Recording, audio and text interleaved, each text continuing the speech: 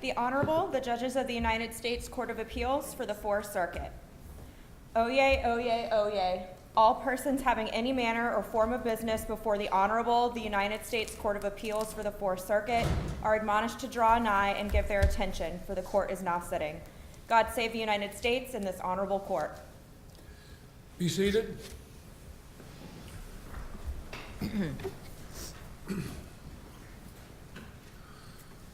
We want to welcome everyone to the Fourth Circuit Court of Appeals this morning.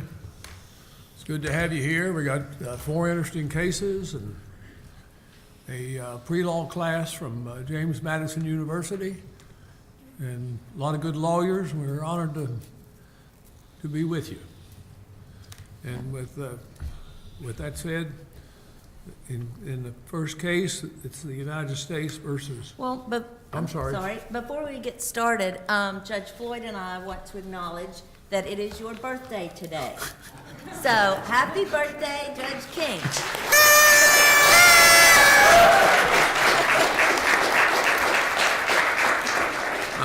I'm embarrassed. Mission accomplished. Now we can carry on.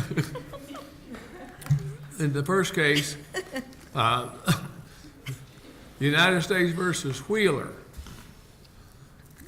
Ms. Hester.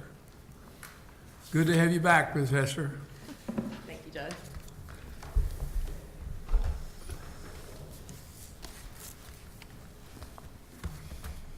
May it please the court, Ann Hester representing Gerald Wheeler. The district court relied on hearsay assault allegations made by Wheeler's ex-girlfriend, Mobley, to find Wheeler violated supervised release. Even though Wheeler's probation officer had initially declined to file a revocation petition after investigating Mobley's statements, the government told the court But the magistrate judge found that there was probable cause to go forward on the one violation. On the one violation, yes. I'm not sure how it matters that the probation officer didn't initially file the revocation petition. So I think my point is just that multiple people involved in these decision-making processes found that her statements were less than reliable, including the government, which told the court there probably is a question of whether or not the victim was being truthful, and the court itself, because after admitting the statements, the district court itself recognized this was a close case with thin evidence. And given that the court recognized that it was a close case, considering the standard of review is abuse of discretion, why shouldn't the district court be accorded deference on its decision in this admittedly close case? Well, I think the first reason is because the court made a legal error on the front end in applying the Doswell balancing test. Perhaps the most compelling reason of that error is the fact that the court statement that the challenges to Mobley's reliability went merely to the weight to be given the evidence rather than its admissibility in the first place, when under Doswell, reliability affects the weight to be given the defendant's confrontation right, and it's integral to determining the admissibility of the hearsay on the front end. But the court ignored that Wheeler's confrontation interest carried increased weight here because so many factors undercut the reliability of Mobley's hearsay statements, and those statements were the only evidence that Wheeler had assaulted her. So admitting the hearsay evidence first and weighing its reliability after the fact was an abuse of discretion in applying the Doswell balancing test. These kind of hearings, the rules of evidence don't apply. That's correct.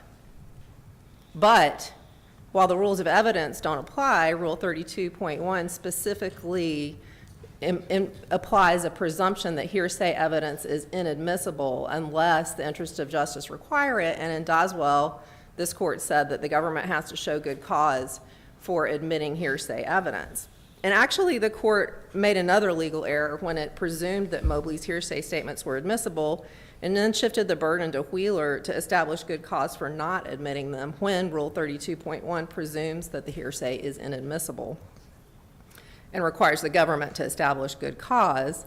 But the district court didn't require the government to make any showing that Mobley's statements were reliable. It required Wheeler to show good cause to keep the hearsay out as evidenced by the court's statement. I don't find any good cause not to consider this hearsay statement from Ms. Mobley. But in addition to wrongly applying the Doswell balancing test, The district court also made a clear error when it found Mobley's hearsay statements were reliable. The court ignored substantial evidence that contradicted its finding, and its finding is against the clear weight of the evidence.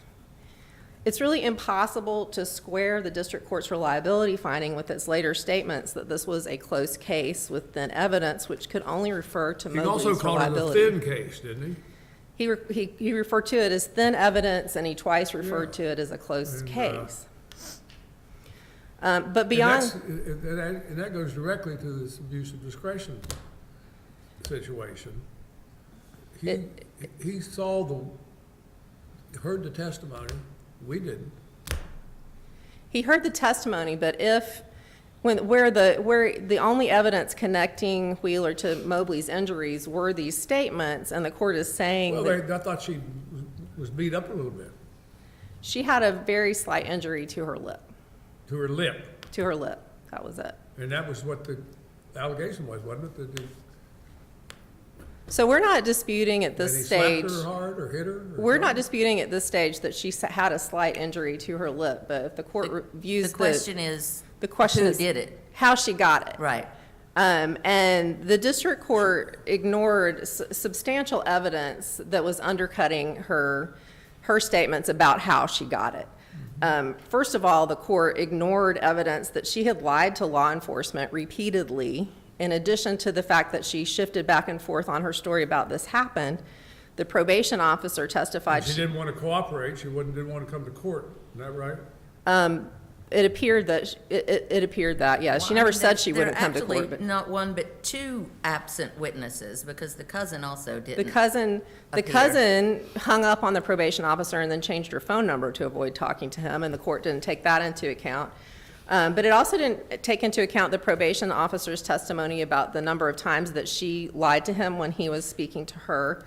And it didn't take into account that the hotel night auditor's testimony demonstrated that she was lying to police on the video about the reason for the argument with Wheeler, and she lied about her cousin's participation in the argument.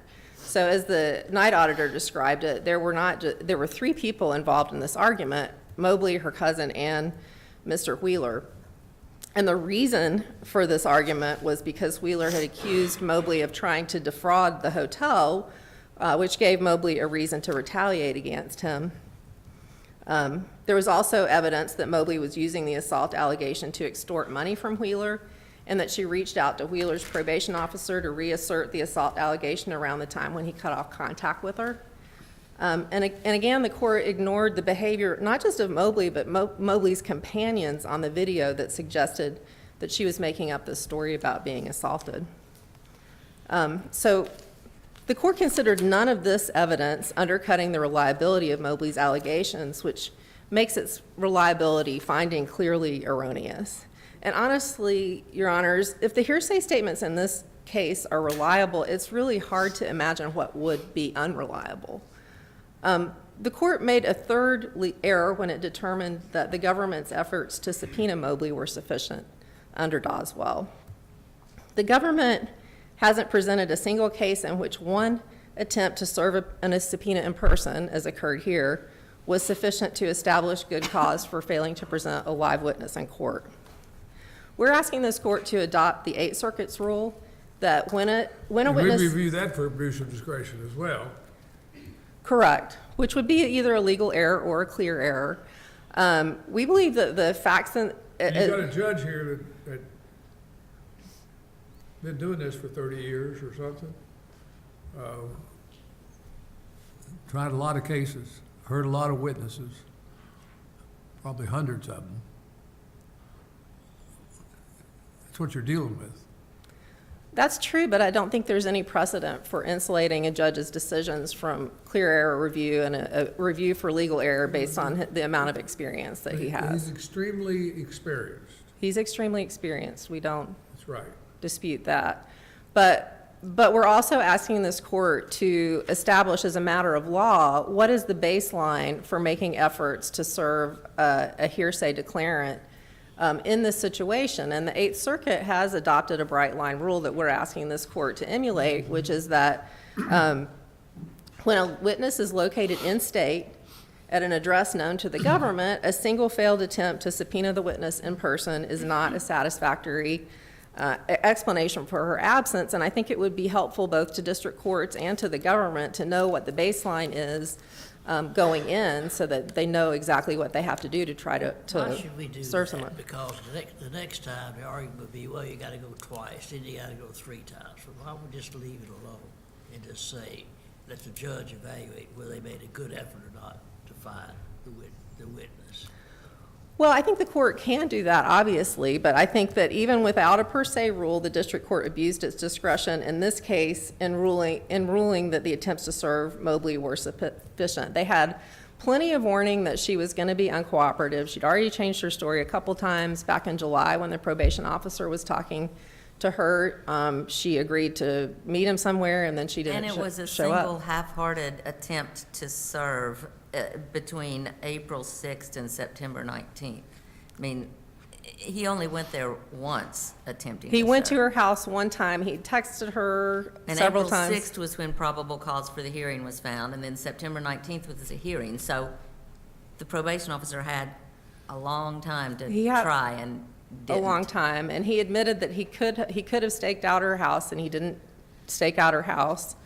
And also, you know, the government has access to their professional process servers in the United States Marshals, and those folks know how to find somebody who doesn't want to be found, and they didn't avail themselves of that. Finally, the government can't demonstrate that the district court's errors are harmless. The district court's grant of bond pending appeal necessarily recognized that this court is likely to reverse, and that precludes the government. Well, if there's no error, they don't have to demonstrate anything about harmless error. Of course not. Of course not. But if this court decides that any one of these 3 errors that we've asserted the district court committed, then it requires reversal. And again, it's the government's burden to establish that, and the court's grant of bond pending appeal required the court to find this court is likely to reverse, and that really precludes the government from demonstrating that this error is harmless. We're asking the court to vacate the district court's judgment and instruct the district court to reconsider the revocation petition on the existing record without relying on Mobley's hearsay statements. And there's a couple of reasons for making that request. And I direct the court's attention to the Eighth Circuit's case in United States versus Coleman, where they granted that remedy.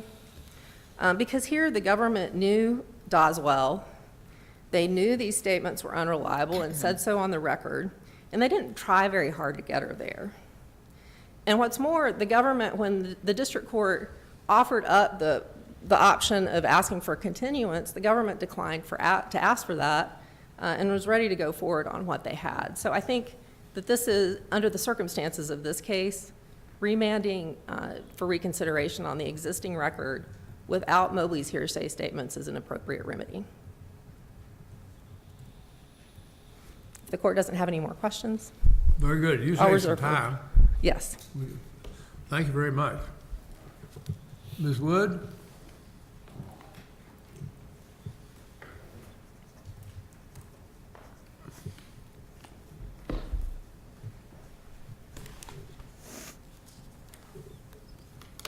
Good to have you with us. Good to be here. Thank you, Your Honor. May it please the court, Julia Wood on behalf of the United States. The district court acted well within its discretion when it admitted the hearsay testimony of Gerald Wheeler's ex-girlfriend during his supervised release revocation hearing. I'll turn first to the reliability question, but I did want to correct one statement. The probation officer here did not initially seek revocation, but he did seek a modification of the terms of supervised release after he was notified of the assault. So I'll turn to reliability. Yeah, I don't see how the government can say the reliability determination was appropriate, given the fact that the government itself said that this witness who was not available was not truthful, or may not be truthful. The prosecutor did have to acknowledge at the beginning of the hearing that there was some question whether she was being truthful. She had initially recanted her story of the assault and then 6 months later recanted her recantation. She did flip-flop, but we do know that this is a common occurrence in domestic violence. Which increases the fact that this witness against him had flip-flopped on and recanted multiple times is all the more reason that his strong interest in confronting her and cross-examining her should have been balanced. That is outweighed, though, by the fact that there were other pieces of evidence. This is not a case like Comito where this is the only evidence. What evidence is there, absent her testimony and the cousin's testimony, who were not present, what evidence is there as to how she got the injury to her lip? Well, the night auditor testified, and no one disputes that there was an argument. Well, the night auditor, it does not help your cause. The night auditor testified that it was his impression that the two girls were beating up Mr. Wheeler. But- So that doesn't help. Excuse me. At least your position, it helps Mr. Wheeler. I think it does, because he didn't actually see what happened. He saw an argument begin, he went back to his office, he heard what sounded like furniture moving, and he came back out and said that it was his impression that the women had assaulted the man. But the district judge, after hearing all the evidence, including the police officers who came and saw the busted lip, But all right, so the auditor did not see what happened, but thought that the women were beating up the man, not vice versa. So that doesn't say that her injury came from Mr. Wheeler. So now what does? so the fact that there was an argument, it's undisputed there was an argument. Yeah. And the woman came away with a bloody lip. Right, but what evidence on this record before the district court is there as to how she got that bloody lip? What evidence is there that Mr. Wheeler did it, if you take away the testimony that was not there? The district That's what court they call circumstantial evidence. The district court was entitled to draw the inference from that evidence that there was an argument, the woman had a bloody lip, and that Mr. Wheeler was the cause of that bloody lip. The only witnesses who were there that night was the auditor, who said it wasn't Mr. Wheeler. It was his impression it was not Mr. Wheeler, and the police officers who weren't there and didn't see. All they saw was the injury. They didn't see who did it. So it's basically that your argument is that the judge was entitled to make the inference. Yes, that is our argument. And that's his job. That's his job after, he listened to, And he acknowledged it was thin, called it thin. He acknowledged it was close, but he had to make a call. that's right, Your Honor. And And this, the And it's government still thin and close, and we gotta make a call. yes, and I And will, who do we don't review it de novo, do we? Is Right. it still the government's position that there's a question as to Ms. Mobley's truthfulness? the district court did not err when it found that her testimony was reliable. The district court was able But to. the government thought there was a question about her truthfulness. The government had to acknowledge that she had recanted and recanted again, as domestic violence victims often do. But after reviewing the body cam footage, That wasn't the only reason, I think, that the government questioned her truthfulness. There were a number of other things that she'd flip-flopped on, I thought. I don't think the government ever said that it was basing its statement about her truthfulness on any of those other incidents. And I will mention that the extortion, the only evidence supporting that is hearsay from one of Mr. Wheeler's friends.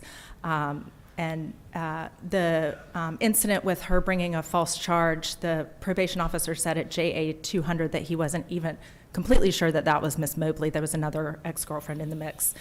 So I think that where we're talking about truthfulness, we're really talking about this statement that she What made. about the fact that the district court did appear to flip the burden here?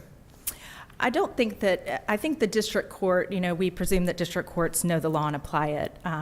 And I don't think that we can place that much emphasis on this one stray statement. He held the government to its burden. He found that her statements were reliable because, the officers saw the bloody lip. So we can't rely on what the district court actually said. The district court did flip the burden.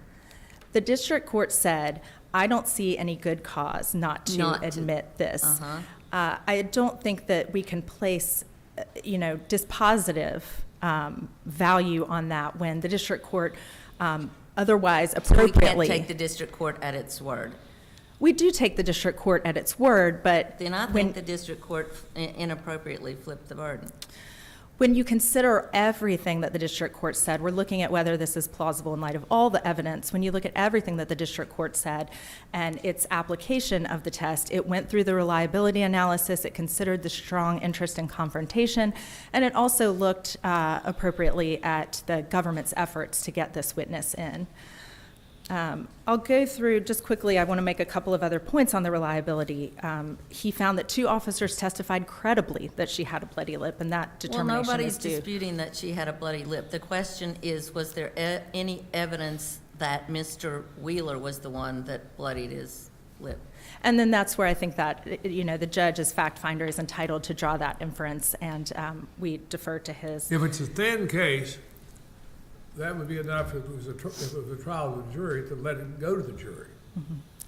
A thin case will get you a jury Right. determination, and then the jury can decide it one way or another. And that's what they're for, but we don't have a jury here. It's a Right. thin case or a close case, and the decision is reserved to the district court, who's seen the witnesses, who's familiar with the case. And that's the reason we say it's reviewed here for abuse of discretion. That's right. And the district court did say this is a close case, but we are dealing with preponderance of the evidence. Is it more likely than Which not? witness testified that Mr. Wheeler was the one who caused the injury? There isn't a witness that testified to that, aside from, if we're talking about without Ms. Mobley's So testimony. if there is error, how can it be harmless? I think it's still harmless because the district court itself said this is a close case. We're talking about a close case without her testimony, but it's a close case without her testimony based on the night auditor's testimony that there was a fight. The night and then auditor testified that he thought that she was the aggressor, not Mr. Wheeler.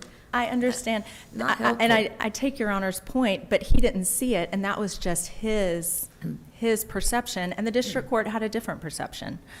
And that's due deference. And the district court did say, this is a close case, but even without the hearsay evidence, I find that an assault under North Carolina law, which doesn't require a whole lot, occurred. And so we can say with fair assurance that he would have made the same determination And even if. why were the efforts of the probation officer to get Miss Mobley there, why were they sufficient? The probation officer didn't seem to try very hard, and only a few days before the hearing. He did try hard. He had been in contact with her in January and then again in July. So he had been in contact with her, and then he got a subpoena about a month before the hearing. A month. He started texting her, he started calling her. At one point, she said that she would meet him, but then when he asked for an address. When did he go to her apartment or wherever she lived? I believe a few days before the hearing. And he had it for a month? He'd had it for a month, So but he went a few days before the hearing. But he had been in contact with her during that month, and she had said twice that she would meet him, but then And twice was, she didn't. Twice she didn't. So why isn't it reasonable for him to then go and stake out her apartment like he told the court he could do, but he didn't? Well, twice she was in Washington, D.C., and the one time she had said That's she would what she text him when said. she got back. But then when he went to her house the next day, she wasn't there. She The said she was question, in Washington DC, but he doesn't know that she was there because the government itself says she's not truthful. well, then he did go to her house the next day, and the question is not what Is that the else day could. before, he went to her house the day before the hearing? It was a couple of days before the hearing. Mm-hmm. The question is not what all could he have done. It's did he do enough? And I think we have to take into account that this is the victim of a crime. It's not just any witness. It's a victim of a domestic violence crime. And I would draw the court's attention as I was doing some research. This is an unpublished opinion, but it was from October. United States v. Gravitt. That's 2024 Westlaw 457 Okay, so did you 9399. provide that to opposing counsel? Because you haven't provided it to us, have you? No, I'm Did sorry. you didn't give it to her? No, I did not. And Well, I that can- would be the professional thing to do. I apologize, Your Honor, and I don't have to talk about this case, You but I can would. talk about it, I just, Okay, I apologize. okay, what was it, Gravit, and what's the site? Gravit, it's 2024 Westlaw 4579399. And I will give opposing counsel a copy of this case as soon as. Is it our we case? leave. It's your case. No. And in that case, we had a domestic violence situation very much like this one. And what's it stand for in the context of this case? This case, it says, as the district court found, these points merely underscore that the declarants had resolved not to cooperate with the government. And this court found that after several, repeated attempts to get this victim and her sister who had witnessed the domestic violence incident to come in, And I that they had take your resolved. point that domestic violence victims, for lots of good reasons, might not want to cooperate with the government, and maybe that's what happened here. But the problem is, for me at least, the government didn't say any of that at the hearing. The district court didn't say any of that at the hearing. All the district court said, or all the government said was, well, we tried a couple times. We went to her house 2 days ago, can't find her, and the government and then the district court both said, well, that's good enough. Actually, the district court gave the government the opportunity to continue, but the government chose not to. And Mr. Wheeler did not want to continue. And that's because, No, Mr. Wheeler didn't want to continue because without those two witnesses, the government didn't have evidence as to who caused the injury. Well, and before the government was willing to go forward without the hearsay testimony. The prosecutor gave a forecast of evidence, said, we have the night auditor's testimony, we have 2 police officers who will testify that she had an injury. The government felt that that was enough from the beginning.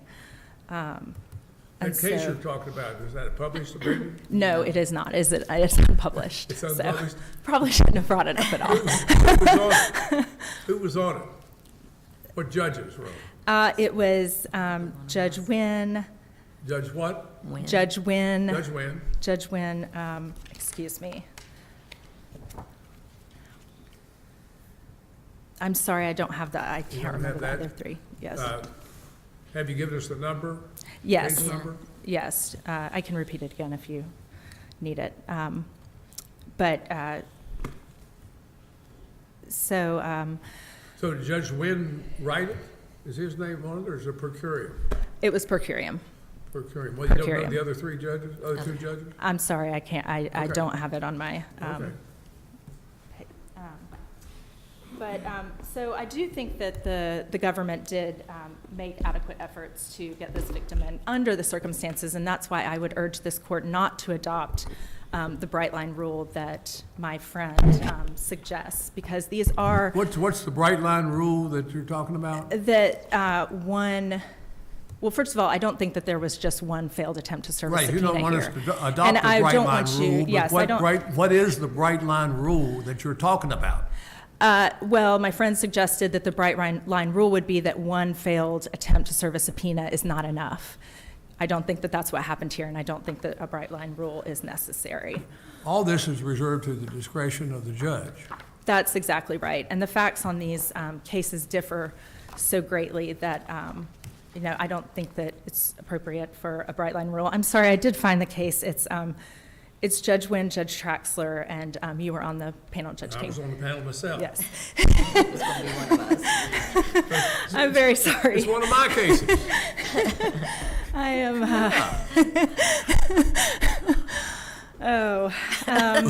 So. I'm glad I don't have to say whether I remember it or not. So we do think that the government made adequate efforts, and in any event, any error would be harmless because the district court itself said that it would have ruled the same way even without the hearsay statements. If your honors have no further questions, we would ask that you affirm. Gary? That's fine. I'm sorry. Thank you. Thank you very much, Ms. Wood. Ms. Hester? You don't agree with much of that? Pardon me? I said you do not agree with much of what Ms. Wood said. No, but I have just 2 points that I want to make Well, yeah, you're welcome to. for the Do so. court. First of all, we don't dispute that domestic violence victims sometimes don't want to come to court, but we do dispute that there's any reliable evidence that domestic violence occurred in this case. And that's kind of the whole problem with that argument, is that it puts the cart before the horse. And in fact, that's not something that the district court relied on when it stated that it Because found. nobody even mentioned that at the hearing. The government didn't say anything like that, and No. neither did the district court. No.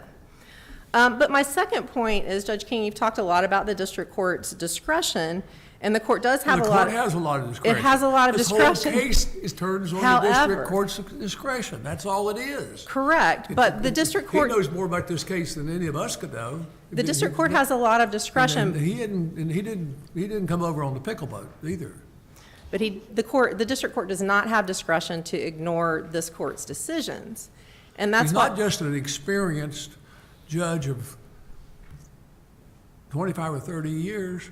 He's highly respected. He's plowed his furrows many, many times. and we don't dispute that at all. You know, Judge Conrad is a very experienced judge, but we believe that he did make a legal mistake in this case in interpreting Doswell, and an illegal mistake is an abuse of discretion, because the court's A method. legal error is abuse of discretion. Correct. It And has to be a legal error. An right, error of law is an abuse of discretion by definition. by definition. And the court's We'll agree with that. methodology, I'll agree with that part. okay. Well, But the she's court, got this good case that she just came up with that you hadn't heard of. well, I just You know, very, you- I just explained why I'm that joking. case doesn't matter. I'm joking, but.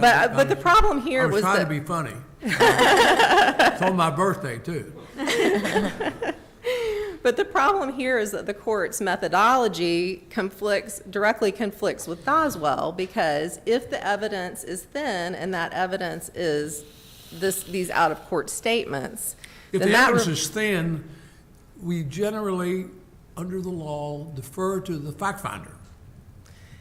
That's true, If the evidence is thin except, in the criminal case, you defer to the jury if it was a jury trial. I- And what, the evidence wasn't sufficient. Well, it was thin, but it was sufficient, and the judge and the jury agreed with it. but the problem And in we- this and we- case. And we give credence to that, because the fact finder, you don't take them in most favorable to the fact finder. That the problem in this case is that evaluation of the evidence had to take place under Rule 32.1 at the point where the court decides whether that evidence is admissible or not. And the And here, the district court- judge was the judge and jury both. He was making the factual determination. But he made a mistake in admitting evidence that he basically acknowledged had reliability problems and then weighing it Where after. did the district court balance Mr. Wheeler's strong interest in confronting the witnesses?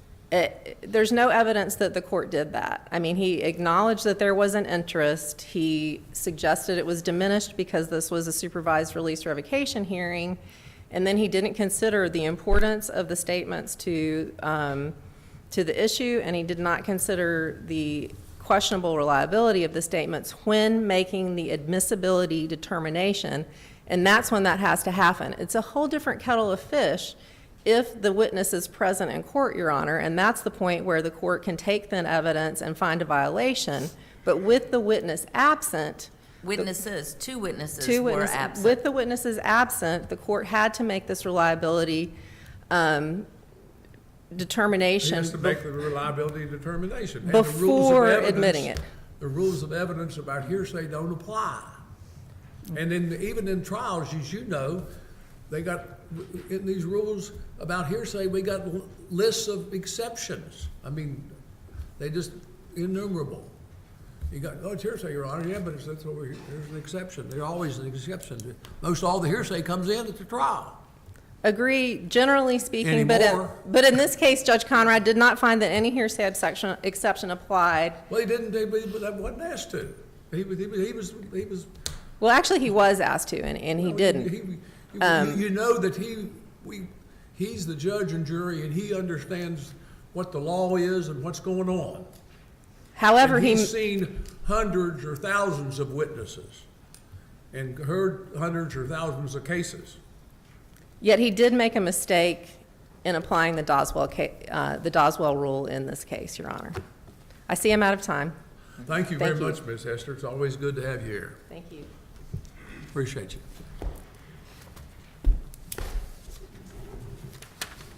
Let's see. How about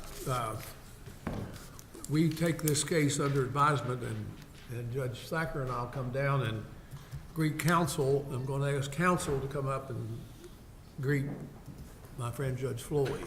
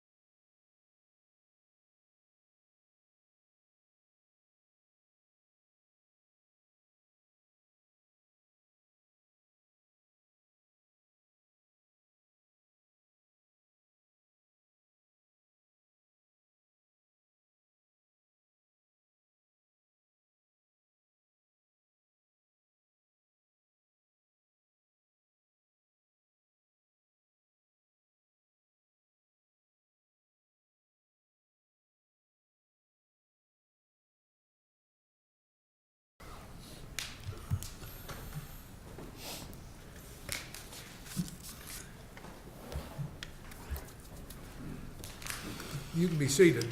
We'll await counsel being able to excuse themselves and the lawyers for the second case to take their places at the council tables.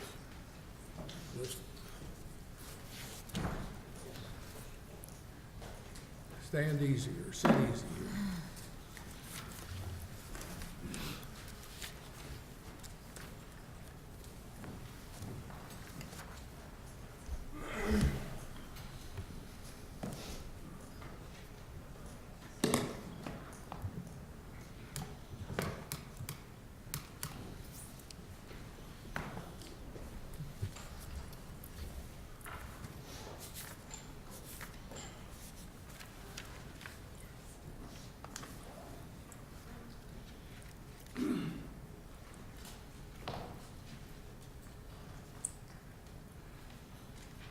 In our second case today, Bradford Kendrick is against the Carter Bank and Trust Company.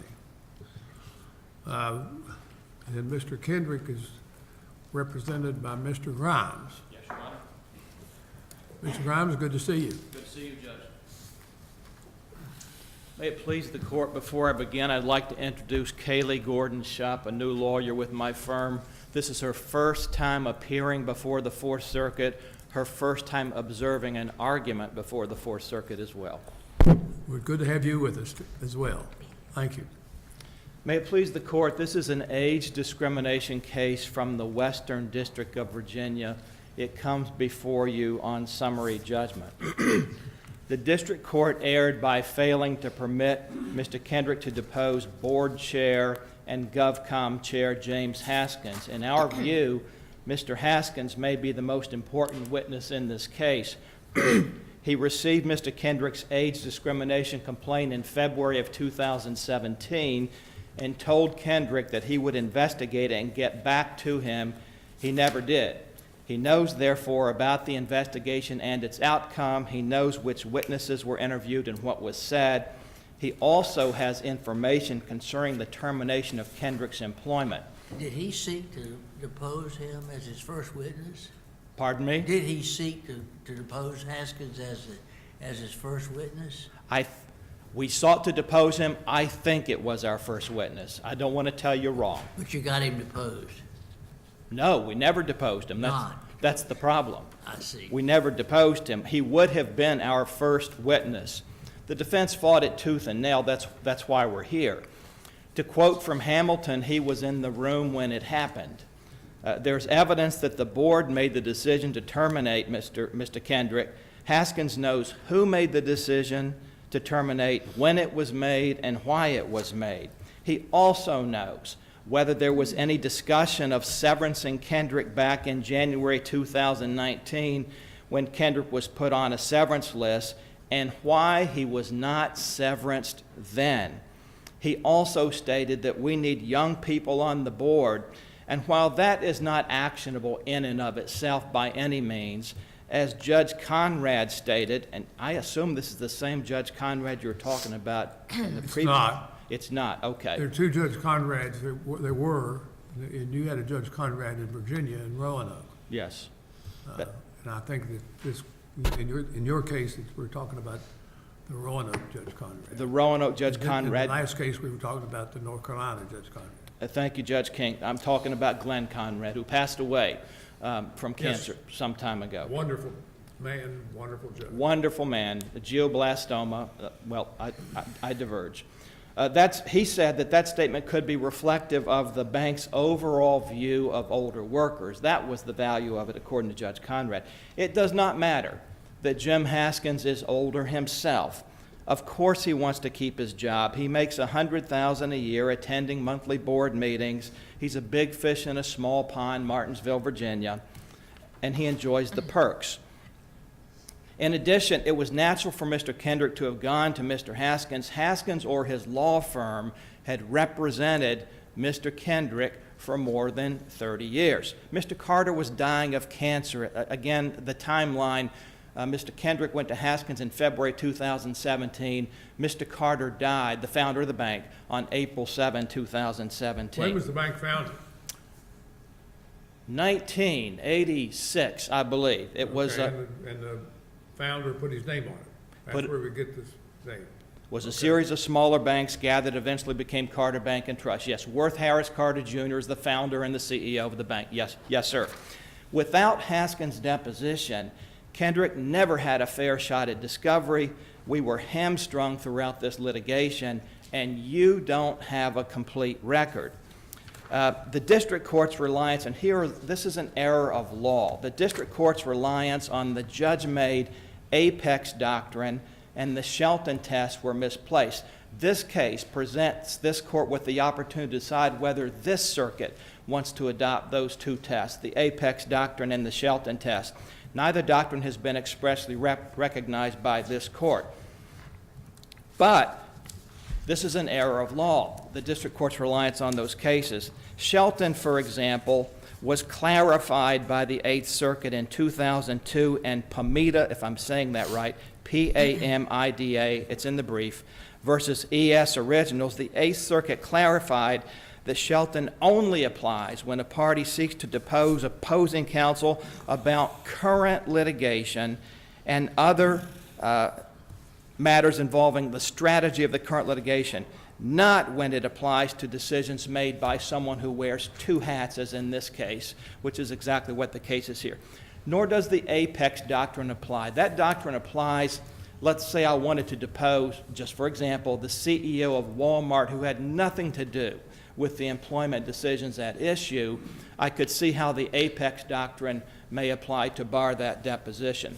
This is just another case, though, in which the judge-made law, the apex and Shelton doctrine, must yield to simple application of the federal rules of civil procedure. If the court agrees with... We reviewed all this that you're arguing about for abuse of discretion. Yes. The abuse of discretion, as you pointed out in the previous case, Judge King, is an error of law. That is application... No, an error of law can itself, standing alone, be an abuse of discretion. But the standard of review is abuse of discretion. You're right. 100%, that's Whether right. under the circumstances, you were entitled to take this deposition. That's our position. If you agree with us on that point, there's no reason to reach the other issues because you don't have a complete record. Why review this case twice? Let it reverse and remand. Let us take the deposition, then review it when it comes before you, if at all. What about all those records he took out of the bank and gave to his lawyer? Yes, yes, he did that. He took a number of records from the bank and gave to his lawyer, and that, of course, would be me. And as your question is, because the bank argues on brief, well, that's why Kendrick was terminated. That's what the bank argues. That's not That's what true. that's one of the things that's in here, that Look at the he took term. records that were confidential. If we find that, that Kendrick's use of the customer information was legal, can the bank still defeat that retaliation claim? If you find that, I think If we find the use of the customer information was legal, can they still defeat the retaliation claim? a jury could still rule against Mr. Kendrick, but not as a matter of law, Judge Floyd. A jury could rule against Mr. Kendrick. If this is one of, as Judge King described earlier, a thin case, it still goes to the jury. But I do want to answer your question, Judge King, about the removal of those records, because there are two cases we cite on brief, one from the Eighth Circuit, one from New Jersey, which gathers a series of federal cases that says that is permissible. Now, this court may disagree, but that would be then You're established. saying that, like, customer information, like my bank account records, somebody in the bank, some officer in the bank who's in a dispute with the bank,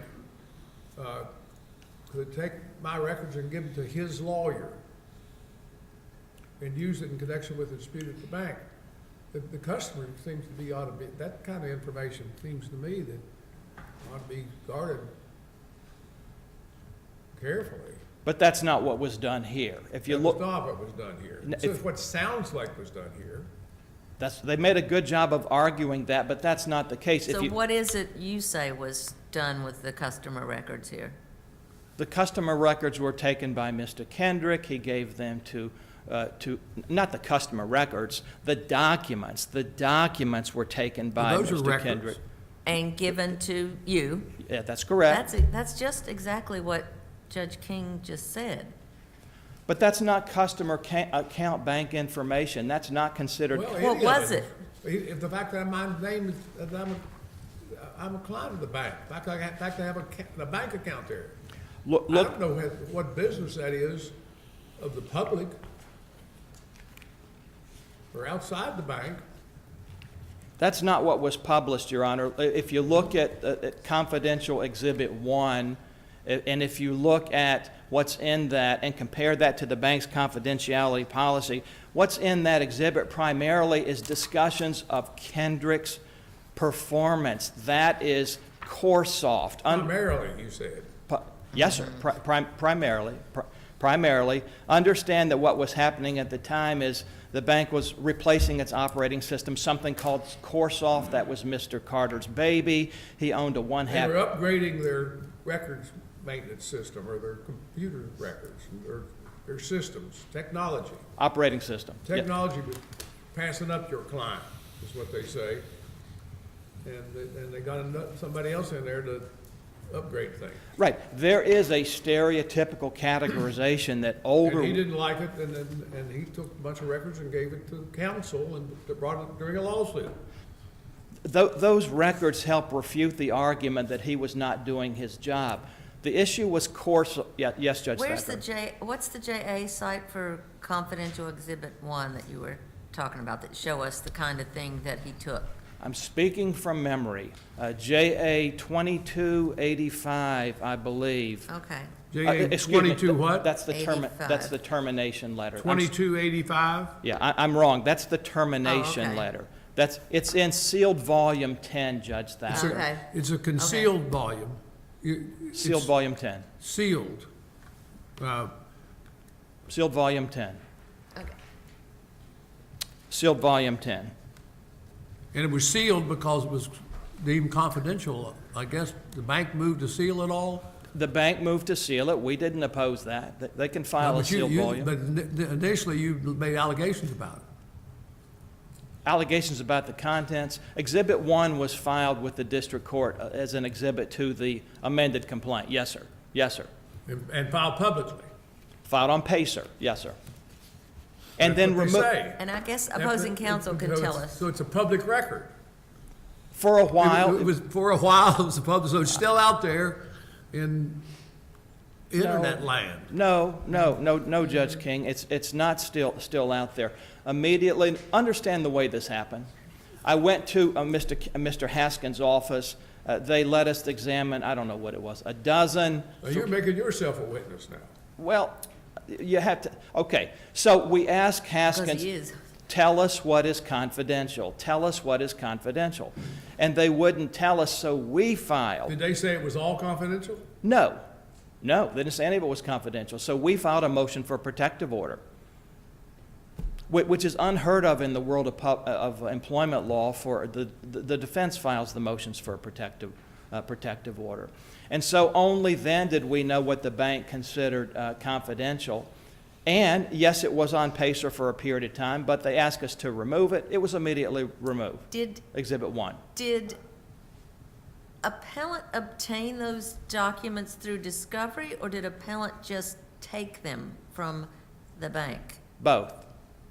So he took records from the bank that were not his to take, and then he was terminated. Well, I mean, that's debatable, but at least the one, whether they were his to take or not. But the one, because, and I say that, Judge Thacker, because in Quinlan, in the Eighth Circuit case, those two courts said that the appellant can remove the records from the bank because they talk about Korsoff. The problem was never Mr. Kendrick. They say that Kendrick was not, I'll use the word competent, it's not quite that strong, but wasn't doing a good job as an IT director, but he was. But he was. David Hart says that he's an excellent IT director. He's rarely seen any who are better. And yes, and that's what that Exhibit 1 talks about, is the switch from Korsoff to Fiserv or Jack Henry or some other vehicle. But anyway, we don't know this because we were not permitted to depose Mr. Haskins.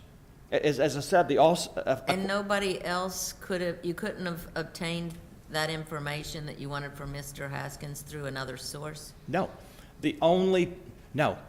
Mr. Kendrick went to Mr. Haskins in February of 2017 because Mr. Carter was ill. They had no HR director in the 21st century. And because Mr. Haskins or his firm had represented him for some 30 years to complain about age discrimination. There are only two people in that conversation. What allegations of age discrimination do you have post-2018? Post-October 2018?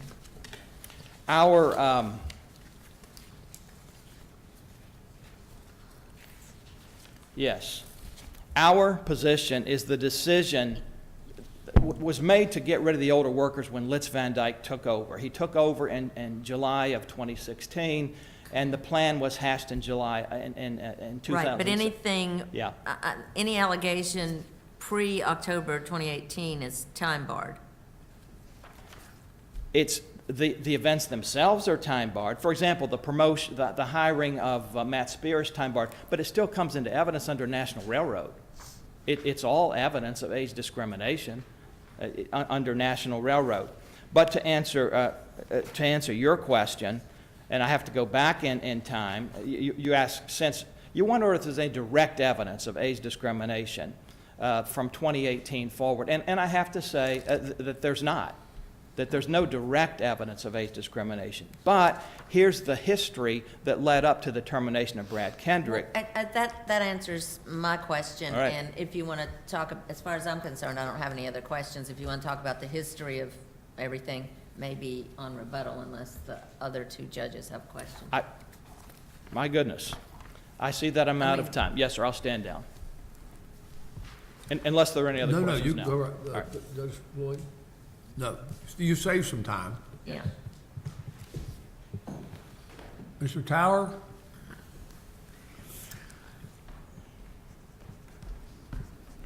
Good morning, Your Honors. My name is King Tower, and I am here with my colleagues Josh Treese and Christine Ward on behalf of Carter Bank and Trust. They go by Carter Bank now.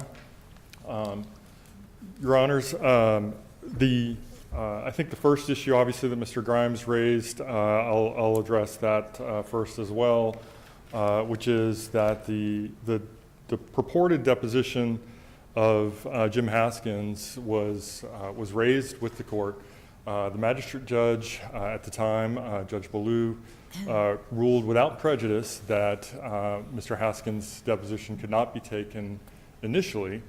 And as Your Honor referred to, there was under Apex and Shelton, this idea that the plaintiff should go forward and try to show that there's some unique evidence or some reason why Mr. Haskins' deposition should be taken. That evidence never appeared. As Mr. Grimes said, Mr. Kendrick himself says that back in 2017, some 3 years before the termination, he called or reached out to Mr. Haskins on one occasion to complain about the conduct of the CEO or Mr. Litz Van Dyke. There is no evidence that there was any investigation that was not turned over. There was no reason to depose Mr. Haskins. Mr. Kendrick's testimony about that one contact he had 3 years ago stands in the record undisputed. And so there. I'm a little confused. I thought this was an age discrimination case, and it seemed like there's 3 issues. Number one, whether or not there was satisfactory performance. I hadn't had anybody say anything about that. Number two, they raised the frequency of age-related comments that were, they say, were pervasive in your bank. And then in number three, this deal about the documents you've talked about, whether that was legal or illegal. Is that the core issue in this case? Yeah, Your Honor. If it is, talk about it. Sure. Thank you, Your Honor. And I think that is the core issue. And that's and my only point was to say that there is no evidence that Mr. Haskins has on those points. So I'll go ahead and address some of that. Your Honor, as counsel just conceded, there is really no evidence in this case that applies to the conduct that is not time barred. There is a ruling that has not been challenged that the actions prior to October of 2018 are time barred. There is a hostile work environment allegation, so that could conceivably wrap everything together. But Judge Dillon quite effectively laid out what the allegations were, and none of them touch on age discrimination or the decision in question, so they're not able to serve as evidence of age discrimination in any kind of disparate treatment sense, and they're just simply not probative of any kind of severe or pervasive environment. And so the court found that no reasonable jury could return a verdict. And was he terminated for taking those documents from the bank? That's correct, Your Honor. And he had quite some time before this filed a charge of discrimination against the bank. No repercussions from that. He filed the lawsuit while he was still working with the bank and continued to work with the bank while the lawsuit was pending. That's right. And then you got into this squabble about the records, and he was terminated for it. That's right, Your Honor. And I think That's what they call the McDonnell Douglas test? well, we are isolating what changed. You're right, and nothing about the filing of the lawsuit under the Age Discrimination and Employment Act in December 2019 caused him to get any kind of adverse action. It was only when he took these documents, shared them with his attorney, and they became public in violation of. And now, he says he was entitled to take these documents. Well, What's your response to that? Your Honor, I think that he's suggesting that there is an Eighth Circuit case or a New Jersey case that may contemplate that there may be some circumstances in which illegal activity might still be protected activity. Like a whistleblower? Your Honor? A whistleblower? Right, some type of whistleblower situation, I think, is what that's contemplating. Well, what kind of information was here? Well, that's being talked about that was, that he took, and Well, gave to his lawyer. Your Honor, that's what's so starkly different. It's, I have to be careful saying exactly what I'm talking about because it's in the sealed volume that has been referenced, volume 10. Well, you can say it right here now. I want you to say it. I want to know what it was. Right. It was board minutes, but the key part. It was what, board minutes? Board minutes. But the key part about it is that there are records, written discussions of the bank information of customers and specific financial. What kind of information about customers? Names of customers? Absolutely, identifying Account numbers customers, of customers? identifying, I'm not sure about account numbers. Addresses, but telephone numbers? But dollar figures about. Dollar figures yes. about their accounts? This is why Mr. Grimes and. What else about customers?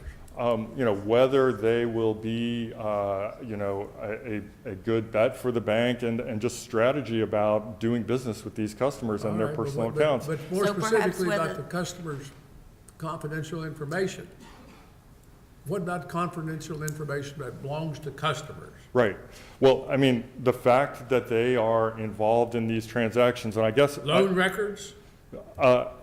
It's discussion of their banking business, and I think the best thing for me to do. Consideration of whether they're financially solvent or financially responsible, that sort of thing. That's right, Your Honor. And I think 4406, 4409, JA 4111, those pages, and 4419, those 4 pages are great examples of, if you look at those, you'll see what we're talking about, and those are sealed documents. And I think you'll. But you don't seal them from us. No, you can Right, access them. that's Right. what yeah. Right. And if you want the courtroom cleared, we'd have to take that up. Right. But if you think it's some top secret, I mean, we've done that kind of stuff Yeah. too. But I don't we're think entitled to they're- ask you questions about what you're talking about. Sure, and I understand, Your Honor, We're and entitled to I, a straight answer about what we're talking about. absolutely, and I think that And you said 4406, 4409, 4411, and 4419? yes, Your Honor. Okay. And I think that there is really no dispute that on those pages, you will see that the board minutes reflect discussions about these customers, their private financial information, and as Judge Dillon found, it was a violation of law even to make that public without their Who found that knowledge. it was a violation of law? Judge Dillon, the district court in this Judge case. Dillon, she ruled in your favor. She said the bank had provided a legitimate, non-discriminatory reason for Kendrick's termination. That's what her opinion says at page 18 of it. That's right, Your But Honor. what would happen to the bank in the context of like the FDIC if they hadn't handled this thing the way they did? So, Your Honor, I think that the exhibit was immediately removed, and so the FDIC didn't involve itself But in it was this on case. Pacer, Right, which means it was out there. it was, It was out there around the world, I guess. for some period For of how time. long? Not long. How long? I don't know the exact number of days, but we can certainly look to the record for that. But it was a matter of days, I believe, before that was removed. Matter of days, was it 3 days or 1,000 days or? I don't know if my colleague knows that number. No, I don't know the exact number, Your Honor. But it was in that probably single-digit number of days that And it then was somebody public. could access Pacer and printed it out They could. and given it to anybody. And to get back to your point about the whistleblower part, this information, this private customer information, had nothing to do with the reason this document was being attached. Well, was it taken off of Pacer before he was terminated? I don't believe so. I think he was terminated quite promptly, but it was right around the same time. Terminated promptly because of those. So it was taken down around the same time that he was terminated, right? That's right. Okay, so it was, as my reading of the record is, it was uploaded through his attorney on May 8th, 2020, and then he was terminated on May 29th, 2020. So that would be about 3 weeks. 3 It weeks. was up there, Right, and I think it had been removed before to the answer your termination. question. Yeah. Thank you. And so, Your Honor, I think getting back to your point about protected activity, the Netter case in this court holds that when someone takes confidential information in violation of law, that's not protected activity. If there were some circumstance where this court perceived that to be interfering with the retaliation law or somehow preventing a whistleblower or a retaliation plaintiff from vindicating their rights, then I think that would raise a question of whether you wanted to stick with Netter. But that's not the situation here. We actually don't even understand why this document was attached to the amended complaint. Mr. Grimes mentioned that it somehow showed that he had been performing well. He alleged that in the amended complaint, attached this exhibit.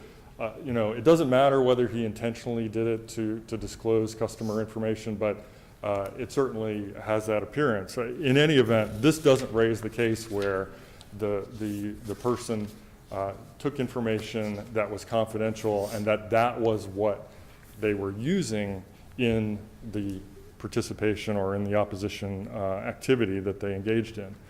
Your Honor, I think this is more akin to a situation where a person takes information and has violated North Carolina law on taking the confidential information from their employer, just like in the Netter case. Here, the district court found that Graham Leach Bliley was at issue, and so for those reasons. You said North Carolina law, I thought you were a Virginia bank. We are. I was just referencing the Netter case. In that Oh, case, the other it was, case. yeah, it was. In that Okay. case, it was state law that was violated. Well, by- back to my point. This is an age discrimination case. You say you terminated him for cause based on illegal records. He says he was discharged because of his age. What are the allegations as to him being an old man, senile? Right. What is it? So, Your Honor, they are scant. But the things that the district court looked at, there were 4 particular disparate treatment type allegations that were reviewed. And the court looked at the statement that was alleged to have been made to the effect that we need to be finding our replacements. And that was in April of 2017. That's right, Your Honor. And so in terms of proximity and temporal proximity to, So that's time barred. well, it's time barred as a discrete act, and even if you say that we're going to look at it as some sort of evidence of motive, it's not remotely proximate to the adverse action, obviously. So, and it doesn't have anything to do with the decision about Mr. Kendrick. It's this sort of generalized statement about, succession planning. And so there was also the evidence that Mr. Kendrick was placed on a severance list that his manager and other managers were all asked, if we roll out a severance plan, who would you want to have on it? And he was identified back in, I think it was January 2019 for that.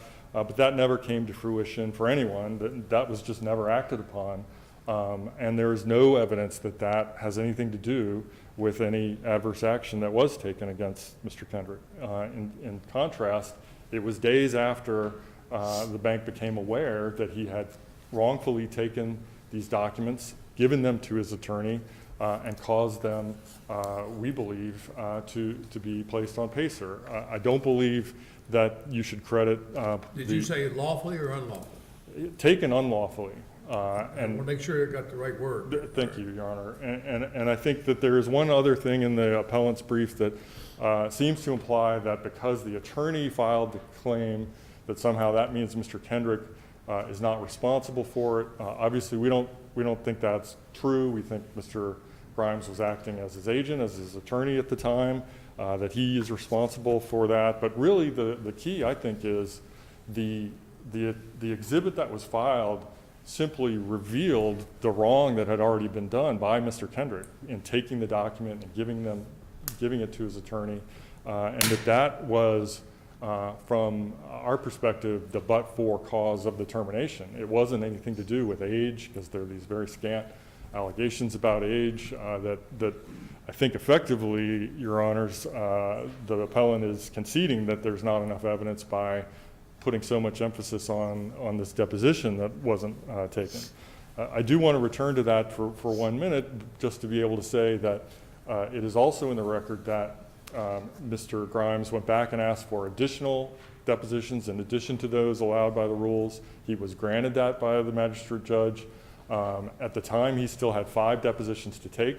He used all of those depositions on witnesses other than, he did not reserve anyone for Mr. Haskins, but he also did not attempt to comply with the court's ruling that he should try to establish that Mr. Haskins' testimony would be needed in this case and would be unique.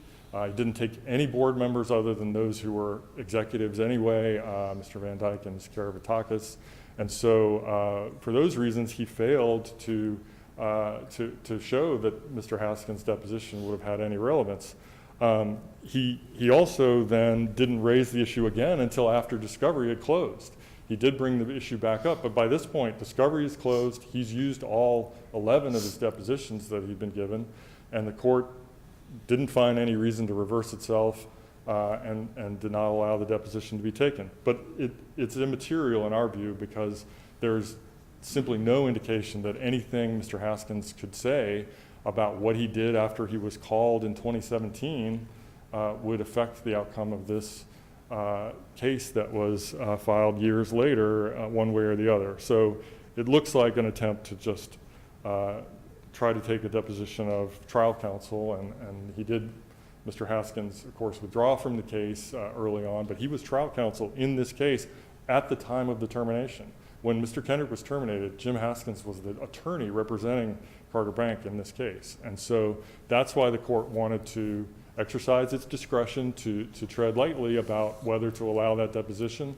Didn't rule it out categorically, set up a situation where the appellant could try to go meet that test, and the appellant just didn't try to do that, didn't come back with any evidence to show that Haskins had any relevant information, even potentially had any relevant information that might come out in a deposition. So, Your Honor, we believe that, again, referring to that standard of abuse of discretion, it certainly was not abused. Your Honors, the evidence, again, is that Mr. Kendrick had been at issue with the bank in this lawsuit for many months before there was any adverse action taken. Whereas when what the bank proffers as the reason for the action. How long was it from the time of the filing of the complaint to the termination?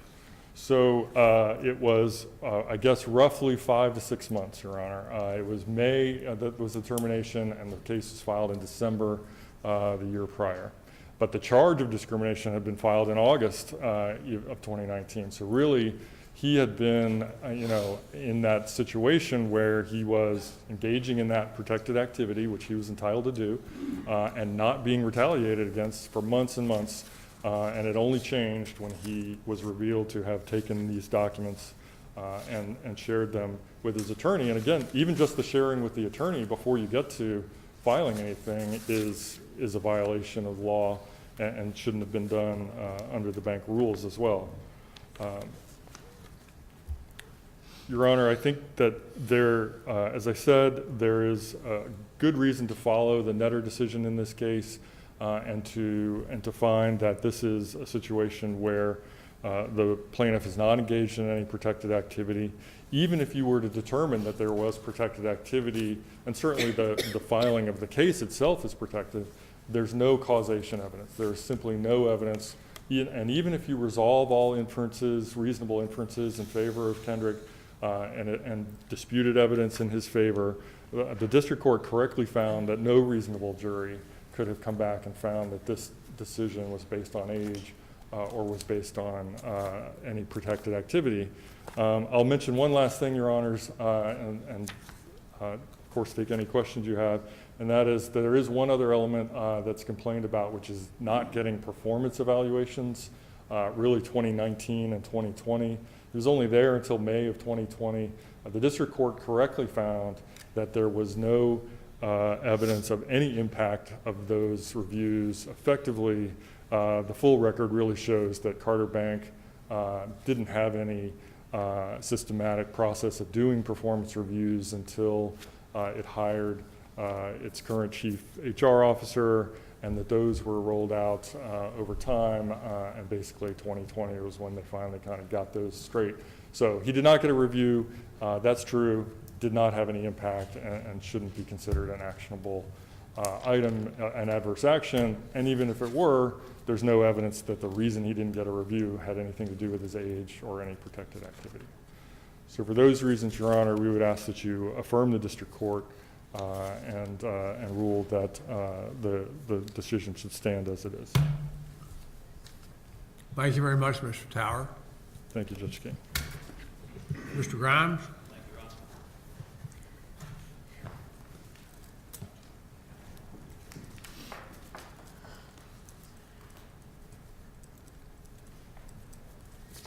Again, I'll run out of time, but I'll try to answer these questions. First, I looked, Judge Thacker, at the exhibits, the page numbers that were mentioned by counsel just a moment ago.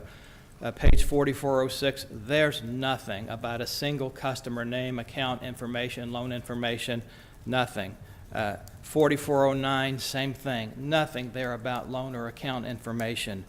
44, or customer name. 4411, the same thing. Nothing about customer loan or account information. On the last page that he mentioned, 4419, there is the name Jim Justice there, but no loan or account information. Governor Jim Justice, now Senator Justice, has been at war with Carter Bank and Trust for many, many years. He's a customer of the bank. Customer of the bank. Well, he was a customer of the bank, and they ended up in lawsuits with the bank. That's a matter of public knowledge. Matter of public knowledge, matter of public. But what, that doesn't mean that anything about Jim Justice, his title to be, his dealings with the bank to be disclosed in his complaint. His dealings with the bank are not disclosed in the, if you look at the I document. don't know what you disclosed, but I Yeah. honestly don't.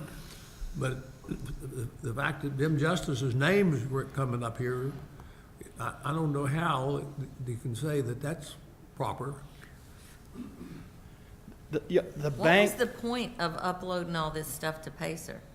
because it talks about CoreSoft, it talks about the problems with the bank says that all these IT problems are Mr. Kendrick's fault.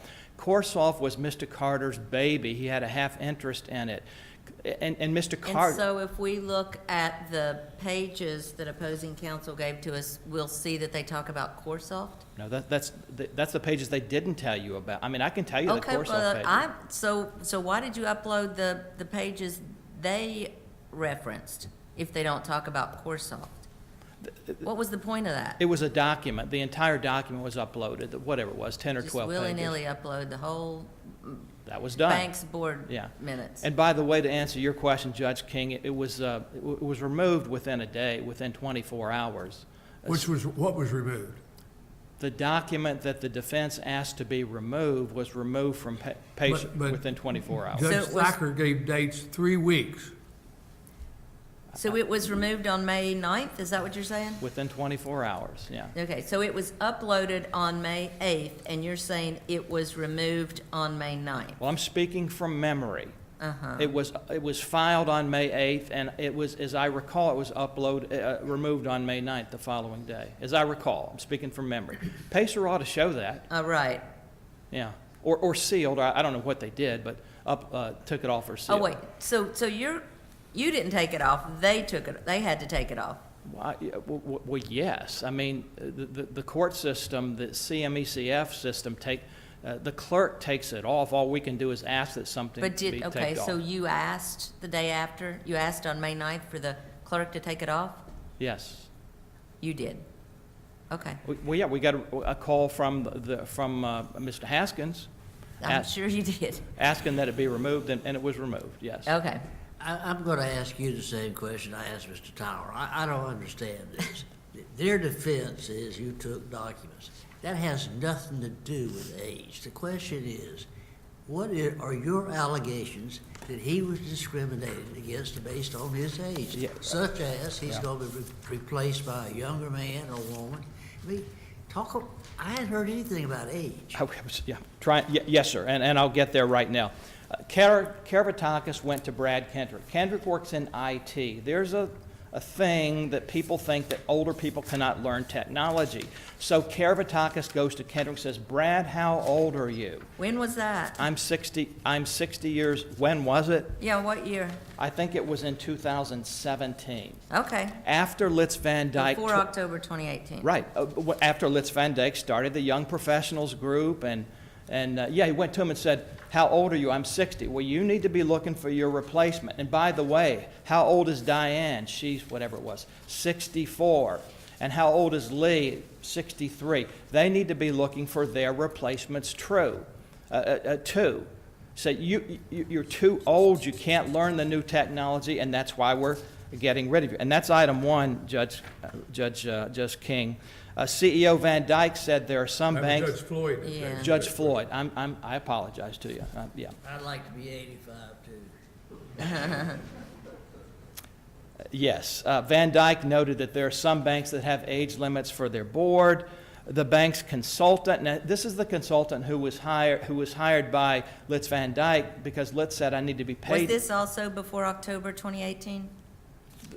Was the statement there are some banks that have age limits for their board was before 2018, yes. Okay, so what age discrimination allegations are there post-October 2018? The bank assigned to Mr. Kendrick two sham titles,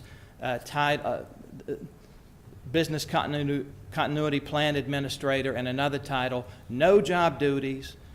When was that? No job description. When was the alleged sham title? It would have been assigned in 2017. He had. Okay, I'm asking about what age discrimination allegations are there after October 2018? Kendrick was excluded from meetings necessary to perform his new job duties until the day he was fired. So from October 2018 to whenever he was fired? May of 2020. May 2020. It was They gave continuing. him a title, a big title. They gave him big titles. Gave him a big title. They gave him a big What title. was the title? Yeah. It I've really got- sounded like he's, They were big titles, like he was some, you're correct. They gave him a big title. Here they are. Chief Information Security Officer, and also an acronym, CISO, and Business Continuity Plan Coordinator. They gave him two titles. He never performed one duty he ever. gave him two titles, and that was in 2017. 17. Then it was time bar. until What the- he gave him, this basically sounds like a sinecure. You ever heard of a sinecure? No, sir. That's a big-time title, sometimes in the government even, they say, to a job that has a salary and no work. Well, So you're bringing, you had a sinecure case, that's, and you so, didn't bring it on time. so that was, no, I disagree with that. I think he did bring it on time, but, I know you disagree with that. yeah, that's correct. All I know right. you disagree with it. Any other Did you questions? appeal that? Did you appeal Pardon? Did you appeal the statute of limitations ruling? No, we've not appealed a statute of Okay. limitations ruling, yes. All right, Any other questions? I don't have any. All right, thank you for your Well, time. wait, okay. None? Thank you. Thank you, sir. Yes, sir. And I want to say that Judge Sacker and I are going to come down and greet counsel. And I want counsel then to come up to the bench and greet our distinguished colleague, Judge Floyd. And then all three of us are going to take a break. I mean, all three that are sitting here are going to take a break. And then it'll be short. And then we're going to come back and we'll take up the next case. This honorable court will take a brief recess.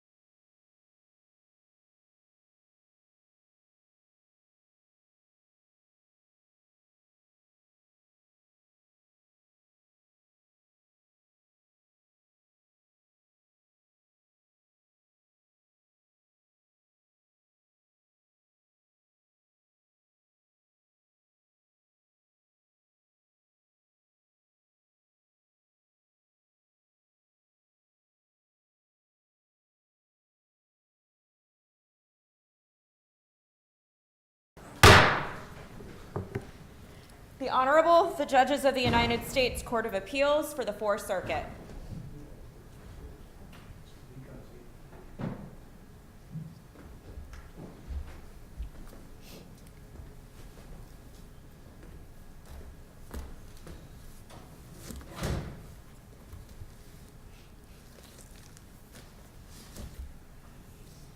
You may be seated.